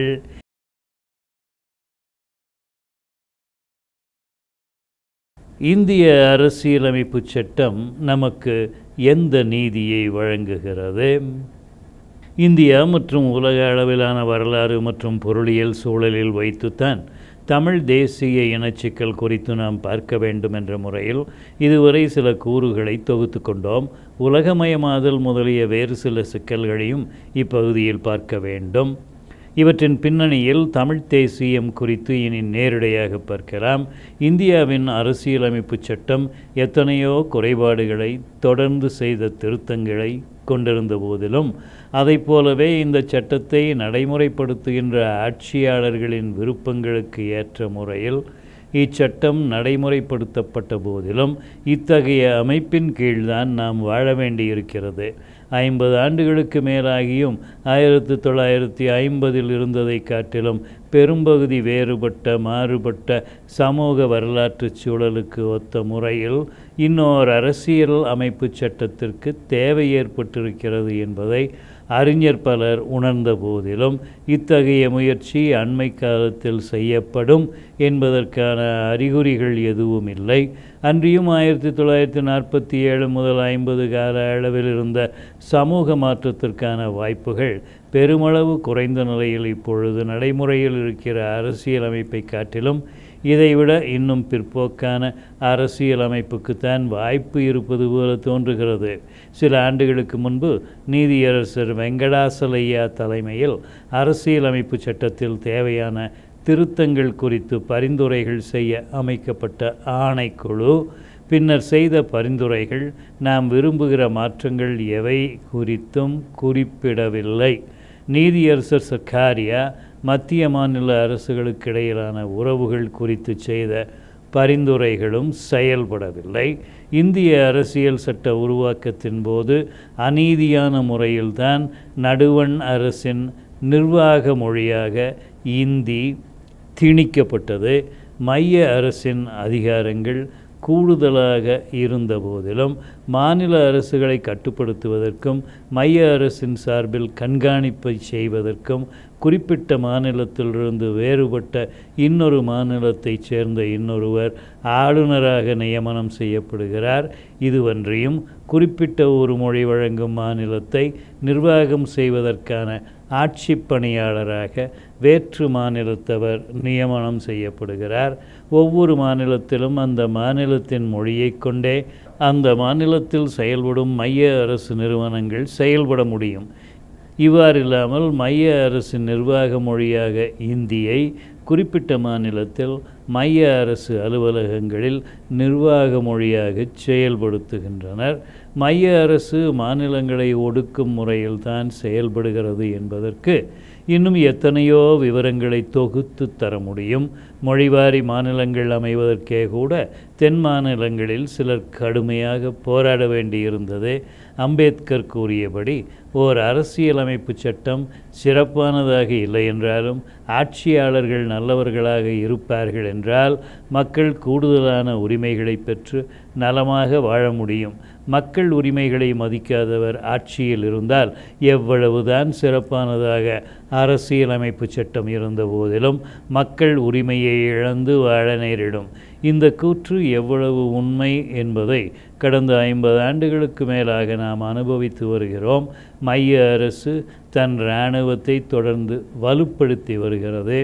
காஷ்மீர் என்ற ஒரு பிரச்சனையை தீர்க்க முடியாமல் திணறுவதோடு ஒவ்வொரு ஆண்டும் காஷ்மீர் மக்களின் தன்னுரிமைக்கான போராட்டத்தை ஒடுக்குவதற்கு பல ஆயிரம் கோடிகளை செலவு செய்கிறது. இதை போலத்தான் கிழக்கு மாநிலங்களின் விடுதலை கோரிக்கைகளை ஒடுக்குவதற்கும் இராணுவத்தை கொண்டு பல நூறு கோடிகளை விரயம் செய்வதோடு போராடும் இளைஞர்களை கொன்று குவிக்கிறது. வீண் விரயம் செய்யும் இந்த தொகைகளை கொண்டு இந்திய மக்களின் வறுமையை அறியாமையை தீர்த்திருக்க முடியும். ஆயிரக்கணக்கான ஏக்கர் நிலங்களை அபகரித்து வைத்திருக்கும் நிலக்கிழாரிடமிருந்து நிலத்தை எடுத்து ஏழை உழவர்களுக்கு வழங்கியிருக்க முடியுமானால் நக்சல்பாரி இயக்கம் மற்றும் மாவோயிஸ்டுகளின் இயக்கம் தோன்றி வலிமை பெற்றிராது. இதை போலவே வனப்பகுதிகளில் உள்ள கனி வளங்களை முதலாளிகளிடம் ஒப்படைக்கும் முறையில் ஆதிவாசிகளிடமிருந்து நிலங்களை பறிப்பதால் அவர்கள் அரசுக்கு எதிராக உயிரை கொடுத்து போராடுகிறார்கள். மக்களின் போராட்டத்தை பயங்கரவாதம் என்று பெயரிட்டு இராணுவம் காவல்படை ஆகியவற்றை ஏவி கொடுமையான முறையில் அடக்குகிறார்கள். இப்படி மக்கள் மீது முதலாளிகளின் சார்பில் சுரண்டலையும் ஒடுக்குமுறைகளையும் திணிப்பதற்கு அரசியலமைப்பு சட்டத்தின் விதிகளை கொண்டே மிக கொடுமையான ஒடுக்குமுறை சட்டங்களை பிறப்பிக்கிறார்கள். இவை போதாதென்றால் இன்னும் உயிரோடு வைத்திருக்கும் பிரிட்டிஷார் காலத்து கொடிய ஒடுக்குமுறை சட்டங்களை இன்னும் பிறப்பிக்கிறார்கள். அரசியலமைப்பு சட்டம் வழங்கியிருக்கும் அடிப்படை உரிமைகளை தொடர்ந்து கட்டுப்படுத்துகிறார்கள். கல்வியுரிமையை அடிப்படை உரிமையாக்குவதில் குளறுபடிகள் செய்கிறார்கள். வேலைவாய்ப்பு இன்னும் அடிப்படை உரிமையாகவில்லை. ஆதார கல்வியை அனைத்து மக்களுக்கும் வழங்குவதில் காலம் கடத்துகிறார்கள். நிதி நிறுவனங்களை முதலாளிகள் கொள்ளையடிக்கிறார்கள். சுவிஸ் வங்கிகளில் பல லட்சம் கோடிகளை சேர்த்து வைக்கலாம். கோடிக்கணக்கில் வருமான வரி செலுத்தாமல் பெரிய மனிதர்கள் ஏமாற்றலாம். பெண்களுக்கு 33 விழுக்காடு அளவுக்கு சட்டமன்றம் முதலியவற்றில் இடம் இன்னும் தரப்படவில்லை. நாடாளுமன்ற உறுப்பினர் முதலியவர்கள் மன்னர் பரம்பரையினரைப் போல வாழ முடியும். போஃபர்ஸ் ஊழலை எத்தனையோ தில்லுமுல்லுகளோடு இன்னும் மறைக்க முடியும். பிரதமர் தொடங்கி அமைச்சர்களின் ஊழல்களை விசாரிக்க அமைப்பு இல்லை. சிக்கிமை இந்தியாவோடு சேர்த்து கொள்ள முடியும். கச்சத்தீவை இலங்கை அரசுக்கு தாரை வார்க்க முடியும். பிற்பட்ட சமூகத்தினருக்கான இடஒதுக்கீட்டை தள்ளி போட முடியும். இவற்றையெல்லாம் இந்தியாவில் சட்டப்படிதான் செய்கிறார்கள். ஜனநாயகத்தை கேலிக்கூத்தாக மாற்றுகிறார்கள். இந்தியாவின் அரசியல் அமைப்பு சட்டம் இந்த அநீதிகளையெல்லாம் தீர்க்க வழி செய்யவில்லை. ஆளும் வர்க்கம் அமைதியாகவும் வசதிகளோடும் வாழ வழி செய்திருக்கிறது. விடுதலை போராட்ட வரலாற்றில் நாம் பெற்ற பதிவு என்ன? இந்தியாவில் ஆங்கிலேயரின் வல்லாண்மைக்கு எதிராக நடைபெற்றதாக சொல்லப்படும் விடுதலை போராட்டத்தில் தமிழகத்தின் பங்கு மதிக்கப்படவில்லை. 1857க்கு முன்பே தமிழகத்தில் ஆங்கிலேயருக்கு எதிராக தமிழ் மன்னர்களும் மக்களும் நடத்திய போராட்டங்களை இன்றும் நம்மவர் தொகுத்து கொண்டிருக்கின்றனர். இவையெல்லாம் இந்தியாவின் விடுதலை போராட்டத்தில் தக்க மரியாதையோடு என்று இடம்பெறும் என்பதும் தெரியவில்லை. இந்திய மக்களின் விடுதலை என்பது வர்ணாசிரமம் என்ற சாதி மத ஆளுகையிலிருந்தும் மக்கள் பெறும் விடுதலையும் ஒரு பகுதியாக இருக்க முடியும். இத்தகைய போராட்டத்தை தன் வாழ்நாள் முழுதும் பெரியார் நடத்தினார். இந்தியாவில் தலித் மக்களின் உரிமைகளுக்காக முழு அளவில் செயல்பட்ட அம்பேத்கருக்கு 1980க்கு பிறகே குறைந்த அளவுக்கேனும் மரியாதை கிடைத்தது. இத்தகைய மரியாதை இந்தியாவில் இன்றும் பெரியாருக்கு கிடைத்தபாடில்லை. விடுதலை இயக்க போரில் இந்திய கடலில் ஆங்கிலேயருக்கு எதிராக கப்பல் செலுத்தியவர் வ.உ.சி. இந்திய அரசியலில் வ.உ.சியின் அளவுக்கு பேராண்மையோடு செயல்பட்டவர் என பகத்சிங், சுபாஷ் போன்ற ஒரு சிலரைத்தான் குறிப்பிட முடியும். ஜெயப்பிரகாஷ், லோகியா முதலியவர்களின் பேராண்மைகளும் மதிக்கப்படாதது போலவே பெரியார், வ.உ.சி, பாரதியார் போன்ற ஆளுமைகளும் மதிக்கப்படவில்லை. காந்திக்கு நெருக்கமாக இருந்த ராஜாஜி தான் இந்திய தலைவர்களில் ஒருவராக இடம்பெற்றார். இப்படி எத்தனையோ திரிபுகளோடு தான் இந்திய விடுதலை போரில் தமிழகத்தின் இடம் பற்றி சொல்ல வேண்டியிருக்கிறது. ஒரு 100 ஆண்டுகளுக்கு மேலாக பேராய கட்சியை முன்னிறுத்தி ஆங்கிலேயருக்கு எதிரான விடுதலை போரில் தமிழினத்தவரும் இணைந்திருந்ததன் ஒரு விளைவு தமிழர் தம் இனப்பெயர் இழந்து இந்தியர் என்று ஆனது. ஆங்கிலேயரின் வல்லாண்மைக்கு எதிராக அனைத்து தேசிய இனத்தவரும் ஒன்றுபட்டு ஒருமையுணர்வோடு போராடத்தான் வேண்டும் என்ற முறையில் பல்வேறு தேசிய இனத்தவரும் தம் இனம், மொழி, பண்பாடு முதலிய அனைத்தையும் ஒதுக்கி வைத்துவிட்டு தலைமையை நம்பி விடுதலை வேண்டுமென்ற பெருவேட்கையோடு தமக்குள் இணைந்து போராடினர்.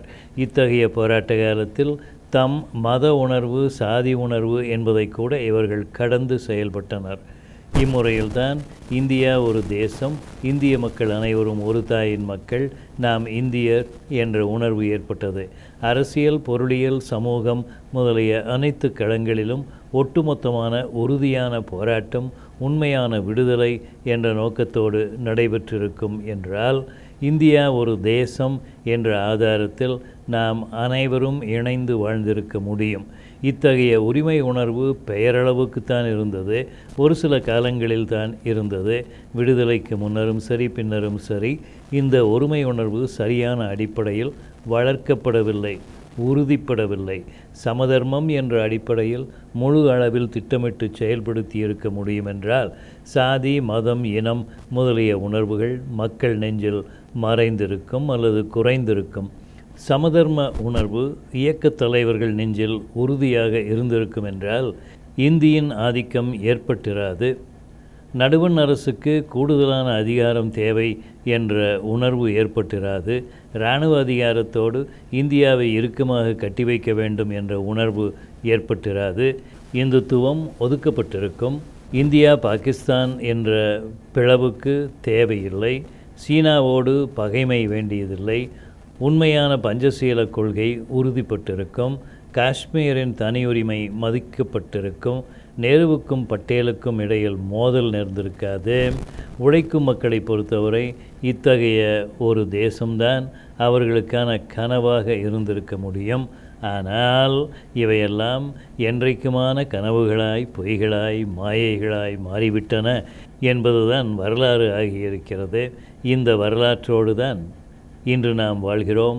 இந்தியாவை, நமக்கான தேசத்தை, நமக்கான வாழ்வுரிமையை இன்று இழந்து நிற்கிறோம்.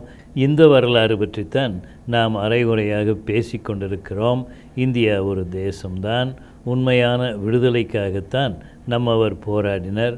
விடுதலை பெற்ற இந்தியாவில் எல்லாருக்குமான விடுதலை கிடைக்கும். இப்படித்தான் 1947க்கு முன்னர் பிறந்து வளர்ந்த என்னை போன்றவர்கள் அன்று நம்பிக்கொண்டிருந்தோம். என் பள்ளி வாழ்க்கையின் போது என் ஆசிரியர்கள் இப்படித்தான் கற்றுக் கொடுத்தனர். காந்தியோடு, நேருவோடு அன்று நாங்களும் வாழ்ந்தோம். 1947 ஆகஸ்ட் விடுதலை நாள் விழாவின் போது எங்கள் ஊரில் நடைபெற்ற கொண்டாட்டத்தில் நாங்கள் கலந்து கொண்டோம். காந்தியார் இறந்தபோது கண்ணீர் விட்டோம். நேருவின் புன்னகையை நாங்கள் நேசித்தோம். பள்ளிக்கல்வியை கற்று முடித்த போதும், கல்லூரி வாழ்வின் போதும், அதன் பிறகும் கூட நேருவின் நூல்களை, காந்தியின் நூல்களை தேடி தேடி படித்தோம். இந்தியாவுக்கு குருஷேவ் வந்தபோது நாங்களும் குதூகலித்தோம். பாரதியும் நம்பிய மாதிரி இந்தியா புது பொலிவோடு உருவாகும் என்று நம்பியிருந்தோம். சமதர்மம்தான் இந்தியாவின் எதிர்காலம் என்று நேரு திட்டம் வகுத்த போது எங்கள் நம்பிக்கை உறுதிப்பட்டது. சீனாவோடு மோதல் ஏற்பட்ட பொழுது எங்கள் நம்பிக்கை சரியத் தொடங்கியது. அப்புறம்தான் நாங்கள் விழித்து கொண்டோம். இப்படியெல்லாம் கனவுகளோடு, கற்பனைகளோடு, வேட்கைகளோடு வாழ்ந்தவர்களில் நானும் ஒருவன். விழித்து கொண்ட பிறகுதான் விடுதலை வரலாறு எத்தகைய ஊனத்தோடு நடைபெற்றது என்பதையெல்லாம் அறிய நேர்ந்தது. நம் தலைவர்கள் நம்மை கைவிட்டனர். நமக்கு அவர்கள் செய்திருப்பது துரோகம்.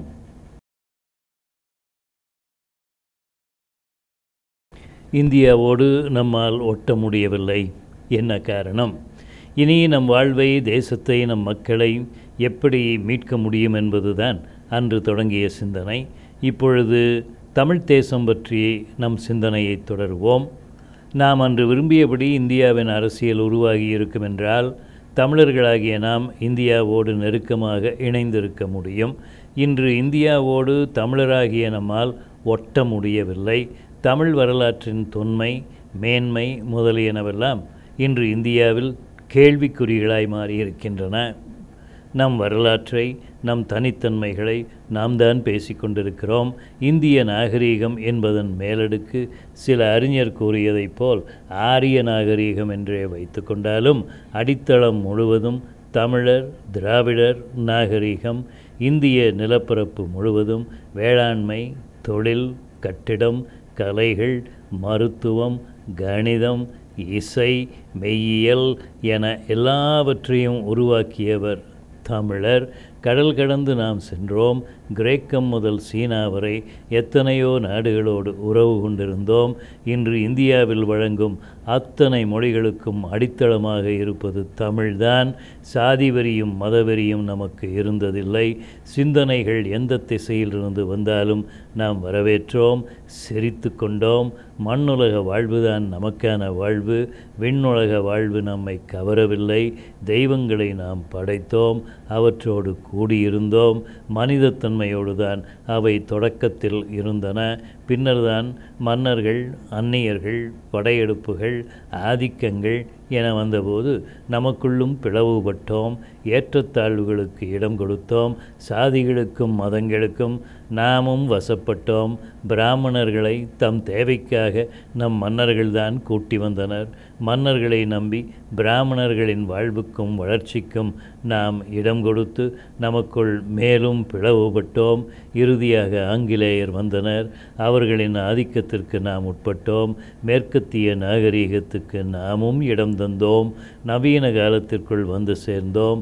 அப்புறம் ஆங்கிலேயருக்கு எதிரான போராட்டம். 1947 விடுதலை. 1950 இந்திய அரசியலமைப்பு சட்டம். இந்தியாவின் அரசியலமைப்பு சட்டம் உருவான நிலையில் தமிழராகிய நாம் ஒரு தேசிய இனம் என்ற மரியாதை நமக்கு இல்லை. சென்னை மாகாணம் என்ற அடிப்படையில் தெலுங்கரும் மற்றவரும் நம் வாழ்வை தீர்மானிக்கும் ஆற்றலை பெற்றிருந்தனர். தமிழ்நாடு என்ற பெயர் நமக்கில்லை. மொழிவாரி மாநிலம் தேவை என்ற உணர்வோடு நம்மவர் பாடுபட்டனர். பெரும் போராட்டத்துக்கு பிறகு எல்லைப்புறங்களில் பல வட்டாரங்களை விட்டு கொடுத்து தமிழ்நாடு ஏற்பட்டது. தமிழ்நாடு என்ற பெயருக்காகவும் போராட வேண்டியிருந்தது. 1968 தான் நம் நாடு தமிழ்நாடு ஆயிற்று. பேராய கட்சியினருக்கு இந்தியா ஒரு தேசம், திராவிட இயக்கத்தவருக்கு இது திராவிட நாடு. எந்த பகுதி எங்கிருந்தால் என்ன என்ற முறையில் எல்லை பகுதிகளை நாம் இழந்தோம். ஆந்திரர் முதலியவர்கள் எச்சரிக்கையோடு இருந்தனர். திராவிடர் ஆட்சியில் தெலுங்கர், கன்னடர், மலையாளிகள் இங்கு உரிமையோடு வாழலாம், தொழில் செய்யலாம், அரசியல் செய்யலாம், ஆட்சியிலும் இடம்பெறலாம். 1965 கடுமையாக இந்திய எதிர்ப்பு போராட்டம் நடத்த வேண்டியிருந்தது. நாம் வெற்றி பெற்றோம் என்பது உண்மைதான். தற்காலிகமாக இந்தி நம்மை விட்டு நீங்கியது. தமிழை நாம் பெறவில்லை. ஆங்கில ஆதிக்கத்திற்கு இடம் கொடுத்தோம். ஆங்கிலத்தை கொண்டு தமிழை காப்பாற்ற முடியும் என நம்பினோம். தமிழை சொல்லி நம்மவர் ஆட்சியில் அமர்ந்தனர். ஆட்சியாளருக்கு ஆங்கிலம்தான் உகந்த மொழி. 1968 தமிழ் ஆட்சி மொழி சட்டம் நிறைவேறியது. அப்புறம் தமிழ் ஆட்சி மொழியாயிற்றா, பயிற்று மொழியாயிற்றா, நீதிமன்ற மொழியாயிற்றா, கோயில் வழிபாட்டில் தமிழ் இடம்பெற்றதா? இன்று வரை போராடுகிறோம். ஆங்கில ஆதிக்கம் நம்மை முற்றாக அழுத்தி கொண்டிருக்கிறது. இந்தியும் தாராளமாக உள்நுழைகிறது. இப்பொழுதெல்லாம் தமிழ் தேசியம் என்று பேசுகிறோம், பேச வேண்டியிருக்கிறது. காரணம், தமிழ் தேசம் நமக்கான தேசமாக இல்லை. வரலாற்று நிர்பந்தம். தேசிய இன விடுதலை போராட்டம். ஒரு தேசிய இனம் என்ற முறையில் தனக்கென ஒரு நாடு அமைத்துக் கொள்ளும் உரிமையை கொண்டது தமிழ் தேசிய இனம். உலக அளவில் பல்வேறு தேசிய இனங்கள் தமக்கென நாடு அமைத்து கொண்டதையும் இத்தகைய போராட்டங்கள் இன்னும் ஓய்வதாக இல்லை என்பதையும் உலகில் நாம் தொடர்ந்து பார்த்து வருகிறோம். சோவியத் ஒன்றியத்தில் பல தேசிய இனங்கள் ஒன்றியம் என்ற அமைப்பின் கீழ் வாழ இயலாத சூழ்நிலை ஏற்பட்ட போது பல்வேறு தனி நாடுகளாக பிரிந்தது அண்மைக்கால வரலாறு. இன்றும் கூட ரஷ்யாவிலிருந்து பிரிந்து தனக்கென ஒரு நாடு அமைத்து கொள்ளும் முறையில் செச்சனியா போராடி வருகிறது. பாலத்தீனம் தனக்கென ஒரு நாட்டை உருவாக்கி கொள்ள இன்னும் போராடி வருகிறது. பாகிஸ்தானிலிருந்து பிரிந்து செல்ல பலூச்சிஸ்தான் போராடுகிறது. ஸ்பெயின், கனடா முதலிய தேசங்களின் உள்ளும் இத்தகைய போராட்டங்கள் நடக்கின்றன. சீனாவிலிருந்து பிரிந்து செல்லும் நோக்கத்துடன் திபெத்திய மக்கள் போராடுகிறார்கள். பெருந்தேசத்தினுள் வன்முறையில் இணைக்கப்பட்ட நிலையில் தமக்கான மொழி உரிமை, பொருளியல் உரிமை முதலியவற்றை பெறுவதற்காக இத்தகைய போராட்டங்கள் நடைபெறுவதற்கான தேவையை நாம் ஏற்க முடியும். இந்தியாவினுள்ளும் இத்தகைய இயக்கங்கள் இருக்கத்தான் செய்கின்றன. உத்தரப்பிரதேசம் என்ற பெரும் நிலப்பரப்பில் இருந்து உத்தரகண்ட் பிரிந்ததை நாம் அறிவோம். ஆந்திராவிலிருந்து தெலுங்கானா தன்னை பிரித்து கொள்ள விரும்புகிறது. தனிநாட்டுக்கான கோரிக்கையாக இவை இல்லை என்ற போதிலும் தனி மாநிலத்திற்கான கோரிக்கையாக இருப்பதையும் நாம் புரிந்து கொள்ளலாம். ஒரு தேசத்தினுள் அல்லது ஒரு மாநிலத்தினுள்ளும் பெருந்தொகையினரால் சிறுபான்மை மக்கள் ஒடுக்கப்படுவதை மக்களால் ஏற்க முடியாது. இலங்கையினுள்ளும் ஈழத்தமிழகம் தனக்கான உரிமைகளுக்காக தொடர்ந்து போராடியதையும் நாம் பார்த்தோம். இத்தகைய போராட்டங்கள் வரலாற்றின் சூழலின் நிர்பந்தங்களாக தொடர்ந்து நடைபெறுகின்றன. இந்தியாவினுள்ளும் தமிழ் தேசிய இனம் மட்டுமல்லாமல் வேறு சில தேசிய இனங்களும் தனக்கென தனிநாடு அமைத்து கொள்ள இயலவில்லை என்றாலும் குறைந்த அளவுக்கேனும் தன்னுரிமை பெறுவதற்கான நியாயத்தை யாரும் மறுக்க முடியாது. ஏற்கனவே நாம் குறிப்பிட்டபடி இந்தியாவில் கூட்டாட்சி என்ற முறையில் அரசியல் அமைப்பு முறை ஏற்பட்டிருக்குமானால் தமிழ் தேசிய இனமும் தன் உரிமையை பெற்றிருக்க முடியும். இதற்கான வாய்ப்பு இந்தியாவில் ஏற்படவில்லை என்பது ஒரு வருத்தம் தரக்கூடிய நிகழ்வன்றி வேறில்லை. கூட்டாட்சி என்ற அடிப்படையில்தான் இந்திய மக்கள் தம் மொழி உரிமை, பண்பாட்டு உரிமை, நில உரிமை, ஒவ்வொரு இனமும் தனக்கு வரலாற்று முறையில் அமைந்த தனித்தன்மை முதலியவற்றை பேணி வளர்க்க முடியும்.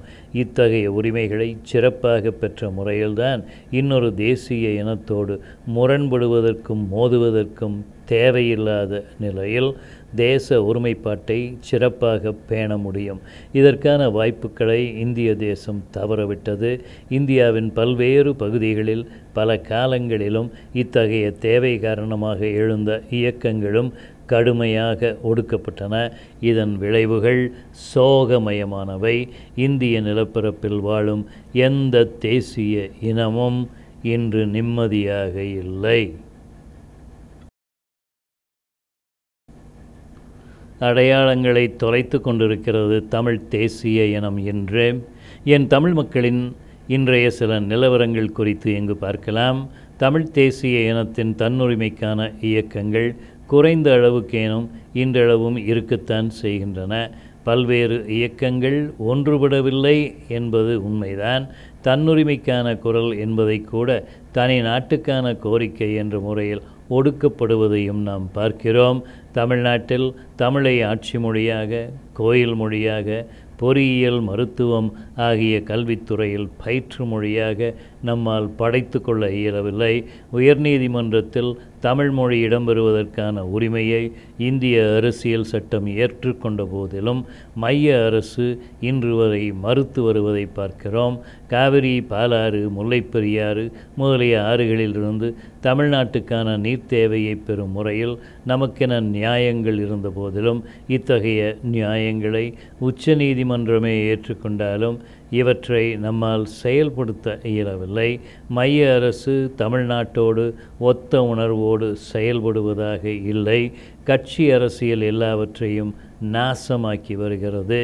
தேசத் தலைவர்களுக்கு இந்தியா ஒரு தேசமாக இருக்கத்தான் வேண்டும் என்பதில் அக்கறை இல்லை. ஒரு மாநிலத்தின் நலன்களை முதன்மைப்படுத்தி பிற மாநிலங்களின் நலன்களை பறிக்கத்தான் வேண்டும் என்ற உணர்வை நாம் ஏற்க வேண்டியதில்லை. அரசியல் அமைப்பு சட்டத்தை அவமதிக்கிற போக்குத்தான் தொடர்ந்து அதிகரித்து வருகிறது. தேசம் ஒருமைப்பட்டிருக்க வேண்டும் என்பதற்கான நியாயங்கள் நாளுக்கு நாள் குறைந்து வருகின்றன. மொழிவாரி மாநிலம் என்ற முறையில் தமிழ்நாடு பிரிந்தபோது எல்லை பகுதிகளில் எத்தனையோ பகுதிகளை தமிழ்நாடு இழக்க வேண்டியிருந்தது. தமிழ்நாட்டில் தமிழை தாய்மொழியாக கொண்ட தமிழ் மக்களுக்குத்தான் முதன்மை என்பது கைவிடப்பட்டது.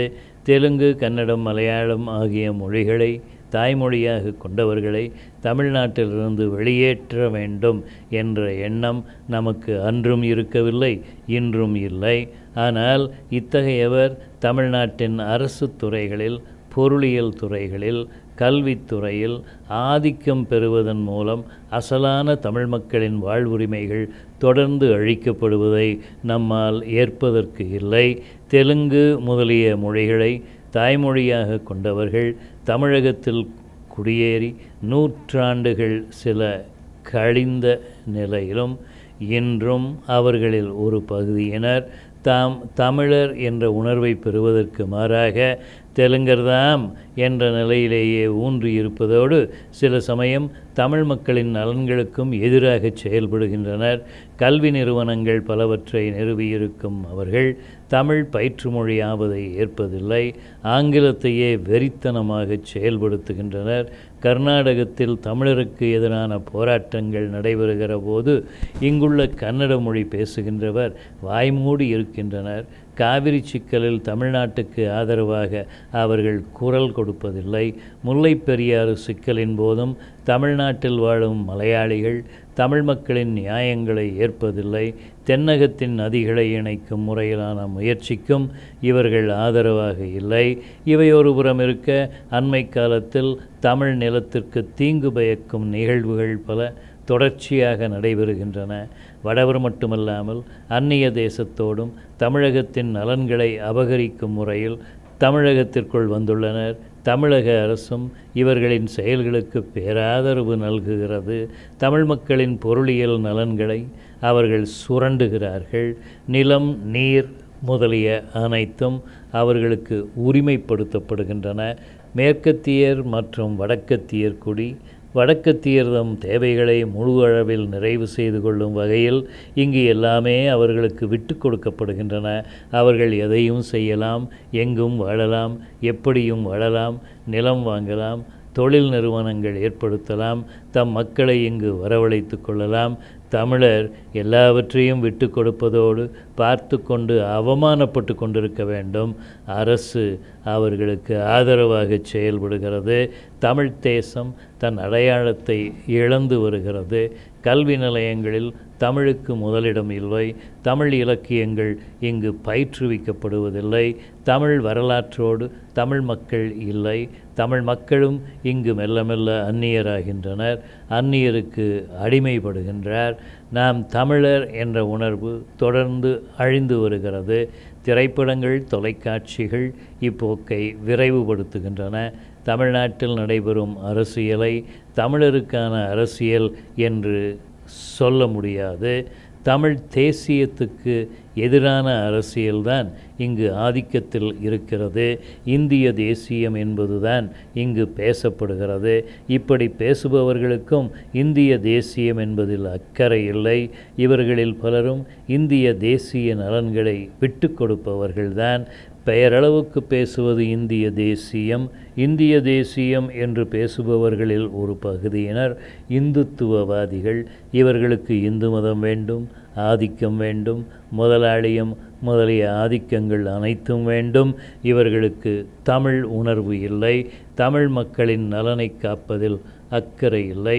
எல்லாவற்றையும் தொகுத்து பார்க்கும்போது இந்தியாவில் இந்திய நாகரிகத்திற்கே அடிப்படைகள் பலவற்றை இட்டவர்களும் இந்தியாவின் தொன்மை, மேன்மை, கலை, இலக்கிய வளம், அறிவியல், மெய்யியல், பண்பாடு, வாழ்வியல் முதலிய அனைத்தையும் படைத்தவர்களுமாகிய தமிழர்கள் இன்றைய வரலாற்று சூழலில் தமக்கான முகமிழந்து, தேசமிழந்து, மொழி முதலிய அனைத்து உரிமைகளையும் இழந்து, அந்நியரின் ஆதிக்கத்திற்கு இடம் கொடுத்து தமிழ்நாட்டு அரசியல்வாதிகளிடமும் அடிமைப்பட்டு தாம் ஒரு தேசிய இனம் என்பதை கூட உரத்து சொல்ல வலுவில்லாமல் வெற்று உயிர் வாழ்க்கையை தக்க வைத்து கொள்வதற்காக வள்ளுவர், இளங்கோ முதலியவர்களின் வாரிசுகள் என்பதை மறந்து வாழ வேண்டியவர்களாக இருக்கிறோம்.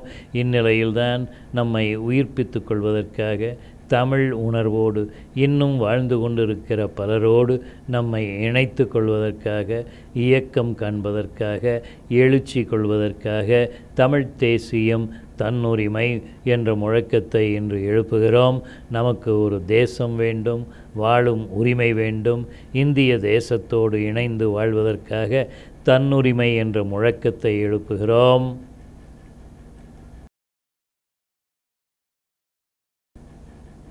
தமிழ்நாட்டில் எத்தனை கட்சிகள், எந்த அளவுக்கு இன உணர்வு? தமிழ்நாட்டில் தமிழ் உணர்வாளர்கள் என்று அறியப்படுபவர்களில் பெரும்பான்மையினருக்குள் தமிழ் தேசியம் என்ற உணர்வு இடம்பெற்று வருகிறது. தமிழ் தேசியம் பற்றி தேவையான அளவுக்கு புரிதலும் தெளிவும் உறுதியும் இவர்களுக்குள் எந்த அளவுக்கு இருக்கிறது என்பது பற்றி உறுதியாக சொல்வதற்கு இல்லை. தமிழ் தேசியம் என்பது குறைந்த அளவுக்கேனும் ஓர் அரசியல் வடிவம் பெற்றுள்ளது. இந்திய துணைக்கண்டத்தோடு நமக்கு என்ன உறவு என்பது பற்றி இவர்களுக்குள் குறைந்த அளவுக்கேனும் கருத்து வேறுபாடு உண்டு. இந்தியாவிலிருந்து நம்மை பிரித்து கொள்ளத்தான் வேண்டும் என்ற உணர்வு முன்பு கூடுதலாக இருந்தது. இன்று அந்த உணர்வு குறைந்துள்ளது. பிரித்து கொள்ள வேண்டும், நமக்கு விடுதலை வேண்டும் என்ற உணர்வோடு முன்பு போராடிய ஒரு சிலரும் கடுமையாக ஒடுக்கப்பட்டனர். இந்திய துணைக்கண்டத்திலிருந்து நம்மை துண்டித்து கொள்வதென்றால் மாபெரும் ஆயுத போராட்டத்தில் ஈடுபட்டாக வேண்டும். இத்தகைய போரில் லட்சம் பேர்களையாவது நாம் இழக்க நேரிடும். இன்றைய நிலையில் இது சாத்தியமில்லை. இதற்கான அரசியல் இயக்கமும் இப்பொழுது இல்லை. ஆயுத போராட்டம் என்ற முறையில் இயக்கம் வலுப்பெறுவதற்கு முன் தேவைகள் என்று பல இருக்கின்றன. இதற்கான தயாரிப்பு பணிகள் என்ற முறையிலும் இன்று எவருக்கும் ஈடுபாடில்லை. இந்தியாவிற்குள்ளேயே நாம் இருக்க முடியும். இந்திய அரசியலமைப்பு சட்டத்தை நம் தேவைக்கு ஒத்த முறையில் திருத்தம் செய்வதற்கான இயக்கம் நமக்குள் உறுதிப்பட வேண்டும். ஒரு கூட்டாட்சி என்ற அமைப்பினுள் தன்னுரிமை பெறுவதற்காக நாம் போராட வேண்டும். தன்னுரிமை என்றவுடன் அது பிரிவினையாகத்தான் இருக்க வேண்டும் என்பது கட்டாயமில்லை. இப்படி சிலர் அபத்தமாக பேசுவதை நாம் ஏற்க வேண்டியதில்லை. இந்திய அரசியலமைப்பு ஒரு கூட்டமைப்பாக இருந்தாக வேண்டும் என்ற முறையில் நமக்குள் சிந்தனை தெளிவு தேவை. இது பற்றி நாம் நிறைய பேசியிருக்கிறோம். இப்பொழுது இது பற்றி விவரிக்க வேண்டியதில்லை. சுருக்கமாக சொன்னால், தமிழர் என்ற தேசிய இனத்திற்கு மட்டுமல்லாமல் இந்தியாவில் உள்ள அனைத்து தேசிய இனங்களுக்கும் அவரவர்க்கு என இறையாண்மை வேண்டும். ஒவ்வொன்றும் தனி அரசுகள் என்பது உறுதிப்பட வேண்டும். இந்த அரசுகள் விட்டு கொடுக்கிற அதிகாரங்கள் மட்டும் மைய அரசுக்குரியவை. இப்படி தொடங்கி எவ்வளவோ சொல்ல வேண்டும். ஒவ்வொரு அரசும் தனக்கென எல்லை, பொருளியல் திட்டம், தனது மொழிக்கு முதன்மை, மற்ற அரசுகளோடு சமத்துவமான உறவு, நதிநீர் பங்கீட்டில் சமத்துவம், இந்தியாவின் பிற அரசுகளில் இருந்து இங்கு வந்து தொழில் செய்பவர், வாழ்பவர் ஆகியவர்களுக்கான வரையறுக்கப்பட்ட குடியுரிமை, அந்நிய தேசங்களோடு மைய அரசின் மூலம் உறவு கொள்வதற்கான உரிமை, வெளிநாட்டு உறவுகளை தீர்மானிக்கும் உரிமை, இந்தியாவிற்குள் ஓர் அரசு இன்னொரு அரசை அல்லது அந்த அரசின் எல்லைக்குள் வாழும் மக்களை எந்த வகையிலும் ஆதிக்கம் செய்வதற்கு இல்லை என்ற உணர்வு, ஓர் அரசின் சட்டமன்றம் முதலிய அதிகார நிறுவனங்களின் தலைமையில் உள்ளவரை தேர்ந்தெடுக்கும் முறை, இப்படி விரிந்த அளவில் உறவுகள், உரிமைகள் ஆகியவற்றை அரசுகள் அனைத்தும் இணைந்து தீர்மானிக்க முடியும். இராணுவம் முதலிய அமைப்புகள் குறித்தும் நமக்குள் தெளிவு தேவை. இத்தகைய விரிவான விவாதங்கள் தமிழர்களாகிய நமக்குள் தொடங்க வேண்டும்.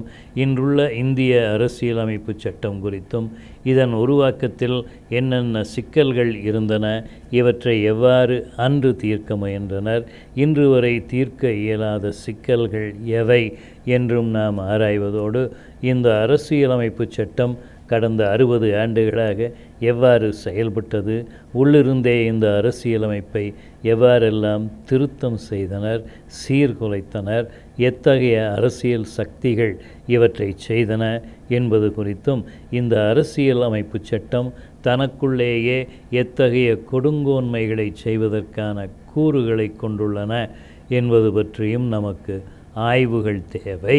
கூட்டாட்சி என்பது உண்மையாக செயல்படுவது என்றால் நாளடைவில் எல்லா நிறுவனங்களுக்குள்ளும் சமத்துவத்தை ஏற்படுத்தும் முறையில் செயல்பட இறுதியில் சமதர்மத்திற்கான நெறிகளை நோக்கி இவை இயங்குவதாக இருக்க வேண்டும். தமிழ் தேசியம் என்ற அரசியல் உணர்வு கொண்டவர் இத்தகைய ஆய்வுகளை தமக்குள் விரிவாக தொடங்கத்தான் வேண்டும். தமிழ் தேசியம் என்ற உணர்வு கொண்டவர்கள் மத்தியில் இயக்கங்கள் எனவும் அமைப்புகள் எனவும் இன்று பரவலாக செயல்படுகின்றன. இன்றுள்ள நிலையில் தமிழ் தேசியம் என்பது இயக்கம் என்ற வடிவில்தான் இருக்க முடியும். இன்றுள்ள நிலவரங்களை வைத்து பார்க்கும்போது தமிழ் தேசியம் ஓர் அரசியல் கட்சி என்ற வடிவத்தில் இயங்க முடியாது என்பதில் நமக்கு இன்று தெளிவிருக்கிறது. அரசியல் கட்சி என்றால் தேர்தலில் இடம்பெற வேண்டும். தேர்தலுக்கு செல்வதென்றால் இன்றுள்ள அரசியலமைப்பு சட்டத்தை ஏற்றுக்கொள்வதாக உறுதியளிக்க வேண்டும். சட்டமன்றம், நாடாளுமன்றம் ஆகியவற்றில் இடம்பெறுவது என்றால் பிற அரசியல் கட்சியோடு கூட்டணி, தேர்தல் பெருஞ்செலவு என்று தொடங்கினால் ஒன்றை அடுத்து இன்னொன்றாக எத்தனையோ ஊழலுக்கு நாம் வசப்பட வேண்டும். இப்படி செய்வதென்றால் நமக்குள்ளும் முதலாளிய உணர்வு, ஆதிக்க உணர்வும் வந்தாக வேண்டும். மக்களோடு, தோழர்களோடு நமக்குள்ள சமத்துவ உணர்வை நமக்குள் நாமே அழித்து கொள்ள வேண்டும். நம் இயக்கத் தலைவர்களையும் கொண்டாட வேண்டும். தலைவருக்கு பெருமைகள் கற்பிக்க வேண்டும். அவருக்கு நாம் பணிந்து நடந்து கொள்ள வேண்டும். நம்மை விட தலைவர் அறிவாண்மை நிறைந்தவர், செயல்திறமுடையவர் என்றெல்லாம் நாம் நம்ப வேண்டும். இவையெல்லாம் நமக்கு கட்டுப்படியாகாது. ஓர் இயக்கம் இப்படி உருவாகும் பொழுதே தன் அழிவுக்கான வித்துக்களையும் உடன் கொண்டிருப்பதாக பொருள்படும். இந்த போக்கு நமக்கு வேண்டாம். இயக்கத் தலைவர் அறிவாண்மை, செயல்திறம் முதலியவற்றில் சிறந்தவராக இருந்தாக வேண்டும். இவற்றை தோரணைக்கோ தோழர்களை அதிகாரம் செய்வதற்கோ ஏமாற்றுவதற்கோ அவர் பயன்படுத்துவார் என்றால் அவர் நல்ல தலைவராக இருக்க முடியாது. இயக்கமும் வளர்ச்சி பெறாது. தோழமை உணர்வுதான் தலைவர்களையும் ஊழியர்களையும் மேம்படுத்தும். இயக்கம் எவ்வாறு உருவாக வேண்டும் என்பது குறித்து நமக்குள் விரிவான ஆய்வு தேவை. இன்று செயல்படும் இயக்கங்கள் குறித்து விமர்சனம் செய்வதில் தவறில்லை. தமிழகத்தில் இன்று செயல்படும் பல்வேறு அரசியல் கட்சிகளுக்கு மத்தியில்தான் தமிழ் தேசிய இயக்கத்தை நாம் வளர்த்தாக வேண்டும். பெரியார் தமிழ்நாடு தமிழருக்கே என்று பேசியவர் என்ற முறையில் தமிழ் தேசிய இயக்கத்திற்கு முதல்வராகவும் முன்னோடியாகவும் இருந்தார். மாப்போ சிவஞானம், சீபா ஆதித்தனார் முதலியவர்களும் தமிழ் தேசிய உணர்வை மக்கள் மத்தியில் வளர்த்தவர்கள். இன்றும் திராவிட இயக்கத்தினுள் தமிழ் தேசியம் குறித்த ஈடுபாட்டோடு பலர் இருக்கின்றனர். திராவிட இயக்கத்திலிருந்து பிரிந்து முழு அளவில் அரசியல் கட்சிகள் என்ற முறையில் தம்மை உருவாக்கி கொண்ட திராவிட முன்னேற்றக் கழகத்தினுள் தமிழ் தேசிய உணர்வு எந்த அளவுக்கு இருக்கிறது என்பது ஒரு கேள்வியாகத்தான் இருக்க முடியும். இந்திய தேசியம் என்ற மாயைக்குள் கட்சி தன்னை மாட்டிக்கொண்டுள்ளது. அண்ணா திராவிட முன்னேற்றக் கட்சிக்குள் தமிழ் தேசிய உணர்வு அறவே இல்லை. காங்கிரஸ் கட்சி பற்றி இங்கு பேச வேண்டியதில்லை. தமிழ் தேசிய உணர்வுக்கு இவர்கள் எதிரானவர்கள். திமுக மாநில சுயாட்சி என்று வழக்கமாக பேசிக்கொண்டிருந்தாலும் இந்த உணர்வை தமிழ் தேசியம் என்ற உணர்வாக தொடர்ந்து வளர்த்து கொள்ளவில்லை. கட்சிக்குள் தமிழ் தேசிய உணர்வாளர் இல்லாமலும் இல்லை. கட்சி தலைமையை மீறி அவர்களால் எதுவும் பேச முடியாது. மறுமலர்ச்சி திமுகவை பொறுத்தவரை தமிழ் தேசிய உணர்வை இழந்துவிடவில்லை. கட்சி என்ற முறையில் இவர்கள் தேர்தல், சட்டமன்றம், அதிகார பகிர்வு, அரசியல் சட்டம் என்ற எத்தனையோ கட்டுப்பாட்டுக்குள் அகப்பட்டவர்கள். இவர்களின் தமிழ் பற்றை, உணர்வை நாம் மதிக்க முடியும். ஆசிரியர் வீரமணி அவர்கள் தலைமையில் செயல்படும் திராவிட கழகத்தை பொறுத்தவரை அங்கொரு கால் இங்கொரு கால் என்ற முறையில் செயல்படுகிறது. பெரும்பாலும் இவர்கள் அனைவரும் திராவிடர் என்ற மாயையிலிருந்து விடுபட்டவர்கள் என்று சொல்ல முடியாது. திராவிடம் என்பதும் தமிழ் தேசியம் என்பதும் எந்த வகையிலும் ஒத்து செல்ல முடியாது. தந்தை பெரியார் திராவிட இயக்கம் பெருமளவில் தமிழ் தேசியம் கொண்ட இயக்கம் என்பதில் ஐயமில்லை. தமிழ் தேசிய இயக்கமென என்று மரியாதையோடு சொல்வதென்றால் ஈழத்தமிழர் குறித்து இவர்களின் பார்வை என்னவாக இருக்கிறது என்பதை ஓர் உரைகள் போல கொண்டு தீர்மானிக்க முடியும். தமிழ்தான் பயிற்று மொழியாக, ஆட்சி மொழியாக, நீதிமன்ற மொழியாக, கோவில்களில் வழிபாட்டு மொழியாக இருந்தாக வேண்டும் என்பதில் இவர்கள் கொண்டிருக்கும் உறுதி என்றும் சொல்லலாம். மைய அரசில் தமிழும் நிர்வாக மொழியாக இருக்க வேண்டும் என்று இவர்கள் சொல்வதற்கு ஏதாவது நடைமுறை சாத்தியம் இருக்க முடியுமா என்று நமக்குள் கேட்டுக்கொள்ளலாம். இத்தகைய பேச்சு மேடைக்கு அழகு சேர்க்கும் என்பதை தவிர வேறில்லை.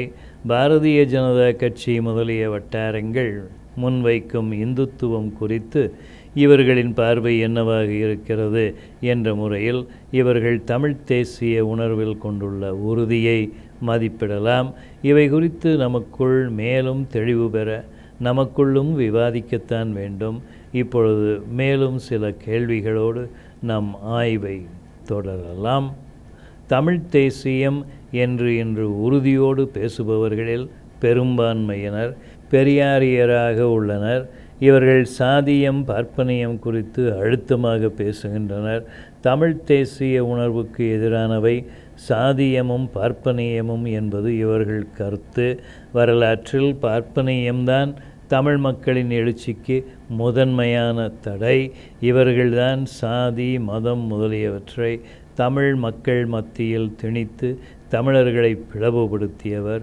சாதி மதம் முதலிய உணர்வுகள் முற்றாக நீங்கினாலுடைய நம் மக்கள் நாம் தமிழர், நம் தேசம் தமிழ் தேசம் என்ற உணர்வை பெற முடியாது என்று இவர்கள் உறுதியாக நம்புகிறார்கள். ஆனால் சாதியோ மதமோ பார்ப்பனியமோ இவர்கள் நம்புகிறபடி அழிக்கக்கூடியது என தோன்றவில்லை. அங்கங்கே இவற்றில் சில உடைப்புக்களை ஏற்படுத்த முடியும் என்பது உண்மைதான். முற்றாக இவற்றை தகர்த்த பிறகுதான் நாம் அனைவரும் தமிழர் என்ற உணர்வை பெற முடியும் என்பதும் உண்மையில்லை. தமிழ் தேசியம் என்று பேசுபவர்களுக்குள் ஒரு பகுதியினர் பெரியாரிய உணர்வோடு மார்க்சியத்தில் நம்பிக்கையுடையவர்கள். ஒரு காலத்தில் இவர்கள் பெரியாரியத்தை முற்றாக மறுத்த போதிலும் நாளடைவில் தமிழ்ச் சூழலை நெருக்கமாக பார்த்த அளவில் சாதி பற்றியும் பார்ப்பனியம் பற்றியும் நமக்கும் புரிதல் தேவை என்ற அறிவோடு பெரியாரியத்தையும் மார்க்சியத்தையும் இவர்கள் இணைத்து பேசுகின்றனர். சாதியும் வர்க்கமும் ஒன்றையொன்று ஊடுருவியதாக இருக்கின்றன. சாதி என்பது வடிவம், வர்க்கம் என்பது உள்ளடக்கம் என்று இவர்கள் பேசுகின்றனர். சாதி முதலியவற்றுக்கு எதிரான போராட்டத்தோடு வர்க்க போராட்டத்தையும் இணைத்தாக வேண்டும் என்பதில் அக்கறையுடையவர்கள் இவர்கள். உலகமயமாதல் என்ற சூழலில் பொருளாதாரம் முதலிய அனைத்து துறைகளிலும் நெருக்கடிகள் தீவிரப்பட்டு வரும் இன்றைய நிலையில் சாதிக்கு எதிரான போராட்டம் முதலியவற்றை உள்ளடக்கியதாக வர்க்க போராட்டம் மேலோங்கி இருக்க வேண்டும் என்று இவர்கள் இன்று கருதுகிறார்கள். பெரியாரியத்தை முற்றிலும் ஏற்பவர் இன்று உலகமயமாதல் குறித்து பேசத்தான் செய்கின்றனர். தமிழ் தேசியம் என்ற கருத்தாக்கத்தினுள் இப்படி இன்று சாதி முதலிய கூறுகள் மட்டுமல்ல, உலகளாவிய சிக்கல்களும் கூடியுள்ளன. தலித்தியம், பெண்ணியம் என்ற அளவில் மட்டுமே இன்று நம் பார்வை குறுகியதாக இருக்க முடியாது. உலகமயமாதலும் தமிழ் தேசியமும், தமிழ் தேசத்தின் மீது எத்தனை தாக்குதல்கள், எங்கிருந்து? இந்தியாவின் மைய அரசோடு இந்துத்துவத்தோடு நாம் தொடர்ந்து போராடி கொண்டிருக்கிறோம். இப்போது அமெரிக்கா முதலிய அந்நிய அரசுகளோடு நாம் கடுமையாக போராட வேண்டிய நிலைமை ஏற்பட்டுள்ளது. அமெரிக்கா முதலிய மேற்கத்திய அரசுகள், உலக நிதி முதலிய பன்னாட்டு நிறுவனங்கள் முதலிய அனைத்தும் இந்திய அரசின் மூலம் நம் மீது தாக்குதல் தொடுக்கின்றன. தமிழக அரசும் இவர்களோடு கைகோத்து கொள்கிறது. காவிரி நமக்கில்லை, முல்லை பெரியாறு நமக்கில்லை, பாலாறு நமக்கில்லை, இவற்றில் நம் உரிமைகளை பெறுவதற்கு மைய அரசு நமக்கு சாதகமாக இல்லை என்பதோடு தமிழகத்துக்கு அண்மையில் உள்ள கேரளம், ஆந்திரம் முதலிய நாடுகளும் நமக்கு சாதகமாக இல்லை. பசுமை புரட்சி தொடங்கிய காலத்திலிருந்து நம் உழவர்கள் உரம், பூச்சிக்கொல்லி, நஞ்சு முதலியவற்றுக்காக அந்நியர்களின் பொருளியல் சுரண்டலுக்கு உட்பட்டதோடு பெரும் கடனாளியானார்கள். நதிநீர் நமக்கில்லை என்ற நிலையில் இப்பொழுது வறியவர்களாகி நிலங்களை விற்று வெளியேறுகின்றனர். இப்படி எத்தனையோ நிலவரங்கள். இவற்றோடு கூட அண்மை காலத்தில் கணினி தகவல் தொழில்நுட்பங்கள், உயர் தொழில்நுட்பம் என்ற முறையில் லட்சக்கணக்கில் மாணவர்கள், இளைஞர்கள் மேற்கத்தியரின் பொருளியல் ஆதிக்கத்தை வலுப்படுத்த தொடங்கியுள்ளனர். பன்னாட்டு நிறுவனங்கள் அரசின் பேராதரவோடு உள்நுழைந்த நிலையில் சிறப்பு பொருளாதார மண்டலங்கள், 6 வழிச்சாலைகள், விமான தளங்கள் என்பனவற்றின் தேவைக்காக உழவர்கள் மட்டுமல்லாமல் அடித்தட்டு நடுத்தர மக்களும் தம் உடைமைகளை இழந்து வருகின்றனர். அந்நிய நாட்டு முதலாளிகள், இந்திய நாட்டின் பெருமுதலாளிகள் ஏற்கனவே தமக்குள்ள தொழில் நிறுவனங்களோடு இன்று வணிகத்திற்குள்ளும் நுழைந்ததனால் சிறு குறு வணிகர்கள் தம் தொழிலையும் வாழ்வையும் இழந்து வருகின்றனர். இவையெல்லாம் கடைசியாக நம் மீது வந்திருக்கிற தாக்குதல்கள். இதற்கு முன்னர் நடந்தவை எவ்வளவு என்று எப்படி பட்டியல் போட முடியும்? நடுத்தர மக்கள், அரசு ஊழியர்கள், பேராசிரியர்கள், வேளாண் கல்லூரி முதலிய நிறுவனங்கள், கல்வி நிலையங்கள், ஆய்வு நிறுவனம், வங்கிகள், ஆயுள் காப்பீட்டுக் கழகங்கள், நிதி நிறுவனங்கள், பத்திர விற்பனையகங்கள், இவற்றோடு ஆளும் கட்சியினர், எதிர்க்கட்சியினர், இவர்களின் கூட்டணிகள், இவர்களுக்கு சாதகமான நுகர்வு வெறி, திரைப்படம், தொலைக்காட்சி, இப்படி நூற்றுக்கணக்கான அமைப்புகள், நிறுவனங்கள் மூலமாக மக்கள் மீது நடைபெறும் தாக்குதல்களை சொல்லி தீராது. நீதிமன்றங்கள், வழக்குரைஞர்கள், மருத்துவர்கள் இவர்கள் மூலமும் நம் மீது நடைபெறும் தாக்குதல்கள். இவை காரணமாக தற்கொலைகள், விபத்துக்கள், பாலியல் வல்லுறவுகள், கொலை, கொள்ளை, காவல்துறை அட்டூழியங்கள், பயங்கரவாதம் என்ற முறையில் போராளிகள் மீது கொலை வெறி தாக்குதல்கள், அரசு வெறி தாக்குதல்கள், இவற்றோடு இடஒதுக்கீட்டுக்கு நீதிமன்ற தடைகள், பாராளுமன்ற சட்டமன்ற உறுப்பினர்களுக்கு ஏராளமான சலுகைகள், முதலாளிகளின் ஆடம்பர வாழ்க்கை, எங்கும் ஊழல், அதிகார கெடுபிடிகள், இவற்றோடு வாழ பழகி கொண்டிருக்கும் நடுத்தர மக்கள், இவற்றின் தாக்குதலுக்கெல்லாம் இடம் கொடுத்து வாய்பேச முடியாமல் எதிர்க்க துணிவின்றி எதிர்ப்பு என்று தொடங்கினால் இவர்கள் மீது நடைபெறும் ஒடுக்குமுறைகள், தலித்துகள், ஆதிவாசிகள், சிறுபான்மையினர் தொடர்ந்து உரிமை இழத்தல், காடுகள் அழிப்பு, மணல் கொள்ளை, குடிநீருக்கு வழியில்லை, இப்படி 100, 1000 என கொடுமைகள், பயங்கரங்கள்.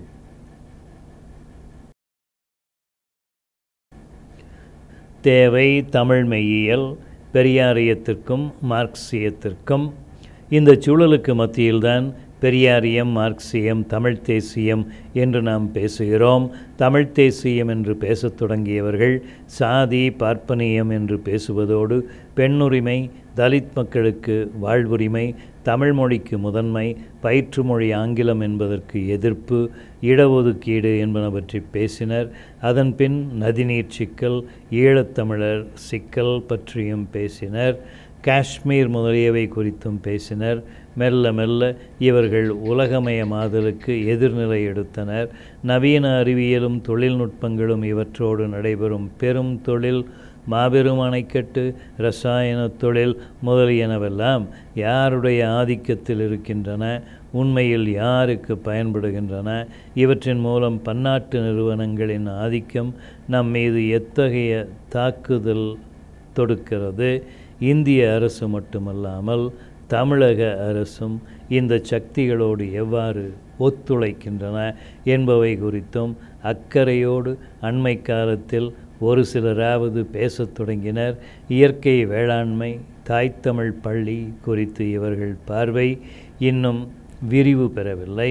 கல்வி நிறுவனங்கள், ஆய்வு நிறுவனங்கள், வேளாண் பல்கலை நிதி நிறுவனங்கள் முதலியவை குறித்தும் இவர்கள் பேசியாக வேண்டும். உழவர்கள், நெசவாளிகள், கைவினைஞர்கள் முதலியவர்கள் குறித்தும் பேசியாக வேண்டும். நுகர்வியம், பொழுதுபோக்குகள், கிரிக்கெட், கல்லூரி மாணவர்கள் பற்றி பேச வேண்டும். இளைஞர்கள், பெண்கள், பழங்குடிகள் குறித்து அக்கறை மேம்பட வேண்டும். இப்படி எவ்வளவோ சொல்வதற்கு உள்ளன.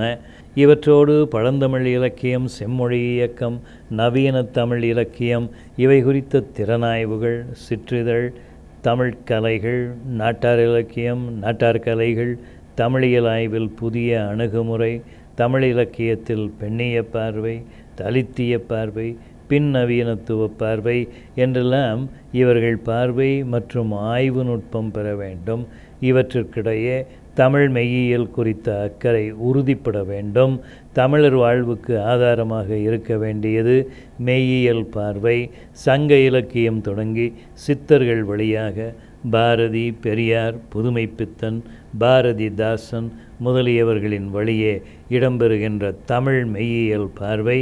இத்தகைய பார்வை இல்லாமல் நாம் அரசியல் என்றோ, பண்பாடென்றோ, கல்வி என்றோ, வரலாறென்றோ பேசுவதில் பொருளில்லை.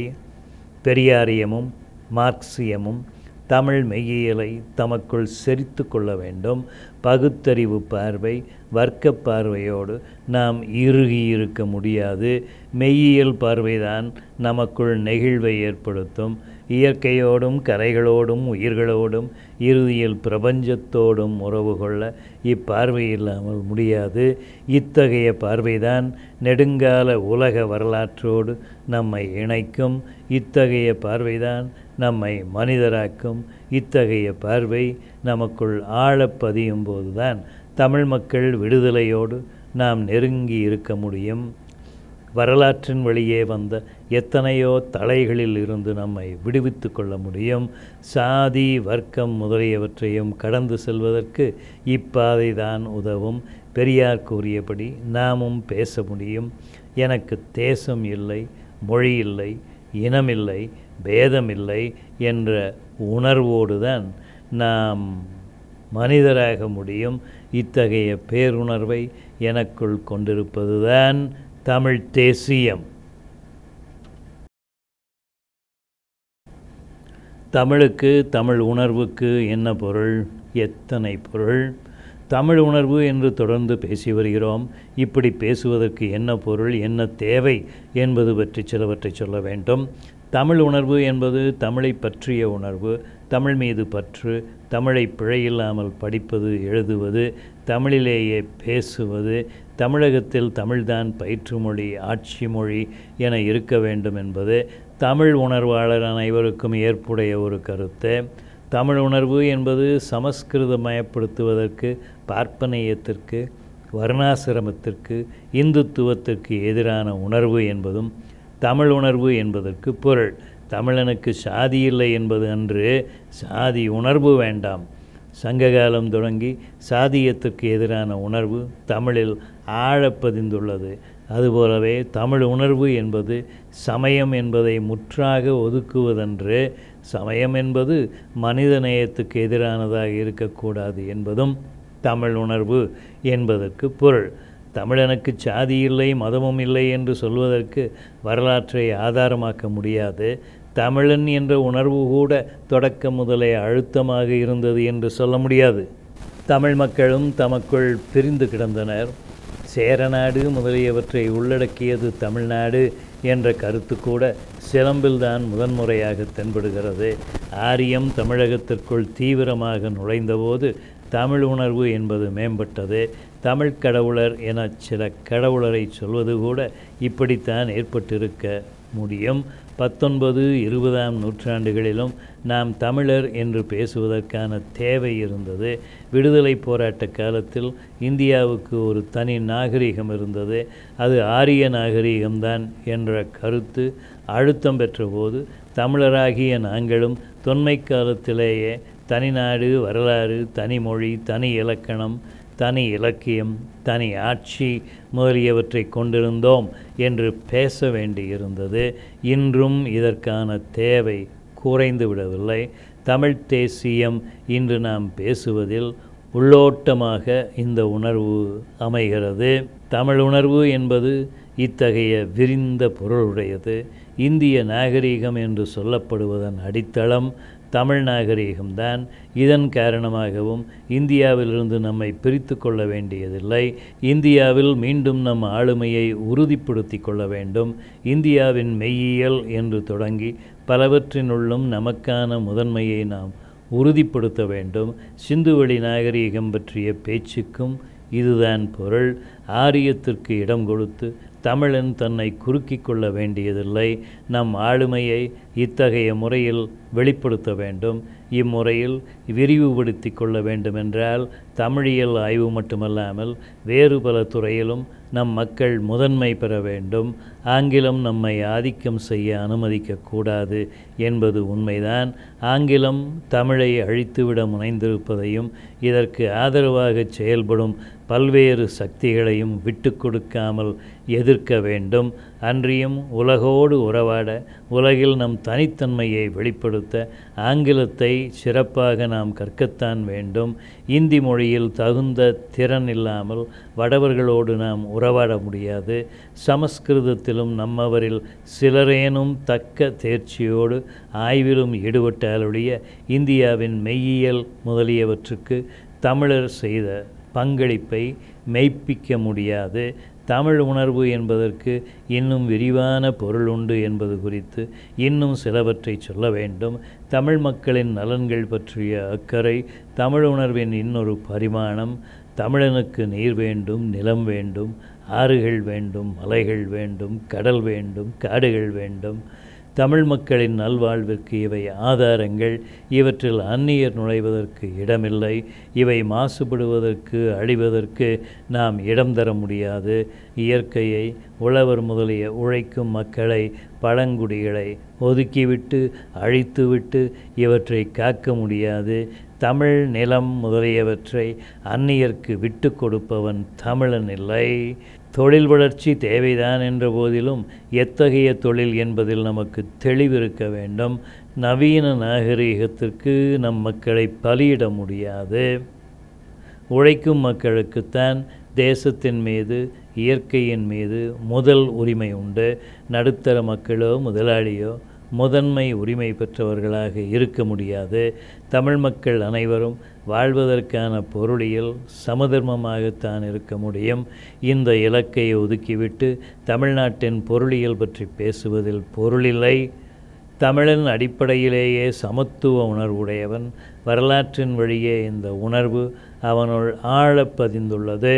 சாதி, மதம் முதலியவற்றுக்கு தமிழன் அழுத்தம் தர முடியாது. தமிழ் உணர்வு என்பதற்கு இத்தகைய முறையில்தான் பொருள் காண வேண்டும். தமிழ் இயற்கை, தமிழ் அரசியல், தமிழ் பொருளியல், தமிழ் கலைகள், தமிழ் இசை, தமிழ் மருத்துவம், தமிழ் இலக்கியம், தமிழ் வரலாறு என்று பல்வேறு பரிமாணங்களில் தமிழ் உணர்வை பொருள்படுத்த முடியும். தொல்காப்பியர், வள்ளுவர், இளங்கோ, திருமூலர், சிவவாக்கியர், தாயுமானவர், வள்ளலார் முதலியவர்கள் நமக்குள் இன்னும் வாழ்கின்றனர். தொன்மையான இனக்குழு சமூகத்தின் பொதுமை கூறுகள் இன்னும் நமக்குள் உள்ளன. தமிழக உழைக்கும் மக்களோடு தான் இவர்களின் பல்வேறு தொழில்கள், கலைகள் முதலியவற்றோடு தான் நமக்கு வாழ்வும் வளமும் உண்டு. தமிழ் வரலாற்று இயக்கத்தில் மன்னர்கள், சமயவாதிகள் முதலிய பலருக்கும் பங்கிருந்தது என்பதை நாம் மறுக்கவில்லை. இவர்களின் ஆதிக்க வெறி, சமயத்தின் பெயரால் படுகொலைகள், பெண் அடிமைத்தனம் முதலியவை நமக்கு உடன்பாடில்லை. இவை பற்றிய பாதிப்பிலிருந்து நம்மை விடுவித்து கொள்ளத்தான் விரும்புகின்றோம். இவ்வளவும் சேர்ந்தது தமிழ் உணர்வு. அரசின் ஆதிக்கம், தனி உடைமை கொடுமைகள், நாகரீகத்தின் பெயரால் அலங்கோலங்கள், அந்நியருக்கு சேவை செய்யும் அடிமை மனப்பான்மை, கட்சிகளின் பெயரால் தமிழ் மக்களை கூறுகோடல், இராணுவ பெருக்கம், அணு ஆயுதங்கள், அரசு பயங்கரவாதம், அணுமின் நிலையம், பசுமை புரட்சி ஆகிய பலவற்றோடும் நமக்கு உறவு தேவையில்லை. உலக அளவில் ஒடுக்கப்படும் மக்களின் எதிர்ப்பு இயக்கங்கள் அனைத்தையும் நாம் வரவேற்கிறோம். வரலாற்றின் அழிவுக்கு நாம் காரணமாக இருக்க முடியாது. தமிழ் நாகரிகத்தின் உயர் பண்புகள் வரலாற்றின் ஆக்கத்திற்கு உறுதுணையாக அமையும். மறைமலை அடிகள் தொடங்கி நம் அறிஞர் பெருமக்களை நாம் கொண்டாடுகிறோம். தமிழ்கலைகள், தமிழ் வாழ்வு முதலியவற்றுக்கு உழைத்தவர் அனைவருக்கும் நாம் நன்றியுடையோம்.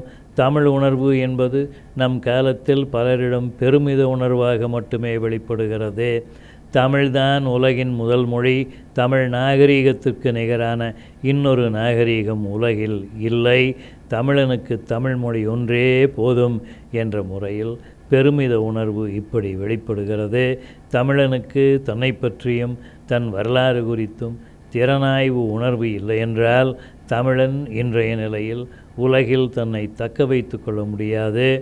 தமிழ் உணர்வு என்பதே திறனாய்வு உணர்வையும் உள்ளடக்கியதாகத்தான் இருக்க முடியும். தொல்காப்பியர், திருவள்ளுவர், இளங்கோ முதலியவர்களிடம் திறனாய்வு உணர்வு சிறப்பாக இயங்கியதால் தான் அவர்களின் படைப்புகள் இன்றும் நமக்கு புதிய வெளிச்சங்களை தருகின்றன. திருவள்ளுவரோ இளங்கோவோ தம் கால சமூகம், இலக்கியம், மக்கள் வாழ்வியல் குறித்தும் தமக்கு முற்பட்ட சமூகம் குறித்தும் திறனாய்ந்துதான் தமிழ் மக்களின் எதிர்காலம் என்னவாக இருக்க வேண்டும் என்ற அக்கறையோடு படைப்புகள் தந்தனர். தமிழிலக்கிய பரப்பில் திறனாய்வுக்கென தனி நூல் இல்லை என்ற போதிலும் காலந்தோறும் இலக்கியத்தின் வடிவமும் உள்ளடக்கமும் தொடர்ந்து மாறி வந்தது என்பதை வைத்து பார்க்கும்போது திறனாய்வு இல்லாமல் இத்தகைய செயல்பாடுகள் நடந்திருக்க முடியாது என்பதை புரிந்து கொள்ள முடியும். அன்றியும் நமக்கு அக்கறை இருக்குமானால் வள்ளுவர், இளங்கோ என்று தொடங்கி திருத்தக்க தேவர், கம்பர், சேக்கிழார், தாயுமானவர் என ஒவ்வொரு அறிஞரிடத்தும் செயல்பட்ட இலக்கியம், சமயம், மக்கள் வாழ்வியல் முதலியவை குறித்த திறனாய்வு கொள்கைகளை தொகுக்க முடியும். அன்றியும் தமிழ் இலக்கியத்தினுள் ஒவ்வொரு குறிப்பிட்ட காலத்திலும் செயல்பட்ட பொதுப்படையான கோட்பாடுகளையும் தொகுக்க முடியும். திறனாய்வு குறித்து மேற்கத்தியரின் தொடர்புக்கு பிறகுதான் நமக்கு அறிவு ஏற்பட்டது என்பது உண்மையில்லை. திறனாய்வு உணர்வின்றி எந்த காலத்திலும் எந்த மனிதனும் வாழ முடியாது, படைக்க முடியாது. பிறரிடம் அடிமைப்பட்டவன் கூட தன்னை அடிமைப்படுத்தியவன் குறித்து வசைபாடாமல், எதிருணர்வு கொள்ளாமல் இருக்க முடியாது. இவ்வளவும் சொல்வதன் தேவை என்ன என்பதை விளக்க வேண்டியதில்லை. திறனாய்வு உணர்வோடு தான் நாம் தமிழ் இலக்கியம், தமிழ் வரலாறு என்பது குறித்து பேச வேண்டும். தமிழ் வரலாறு, தமிழ் இலக்கியம் என்பவை தனியே இயங்கியவையெல்லாம். பிற சமூகங்களோடு, உலகத்தோடு உறவு கொள்ளாமல் நமக்கு என தனி வாழ்வு, இலக்கியம், கலை, மெய்யியல் என்பவை உருவாக முடியாது. பிற மக்களோடு, கலாச்சாரங்களோடு உறவும் மோதலும் இயல்பானவை. வெறுமை சூழலில் புதியவை தோன்ற முடியாது. பிறரோடு எப்பொழுதும் பகைமை கொண்டிருக்கவும் முடியாது. உறவும் ஊடாட்டமும் வரலாற்றில் இயல்பானவை. ஆரியர் வந்தனர், நம்மை அடிமைப்படுத்தினர் என்ற முறையில் வரலாற்றை விளக்க முடியாது.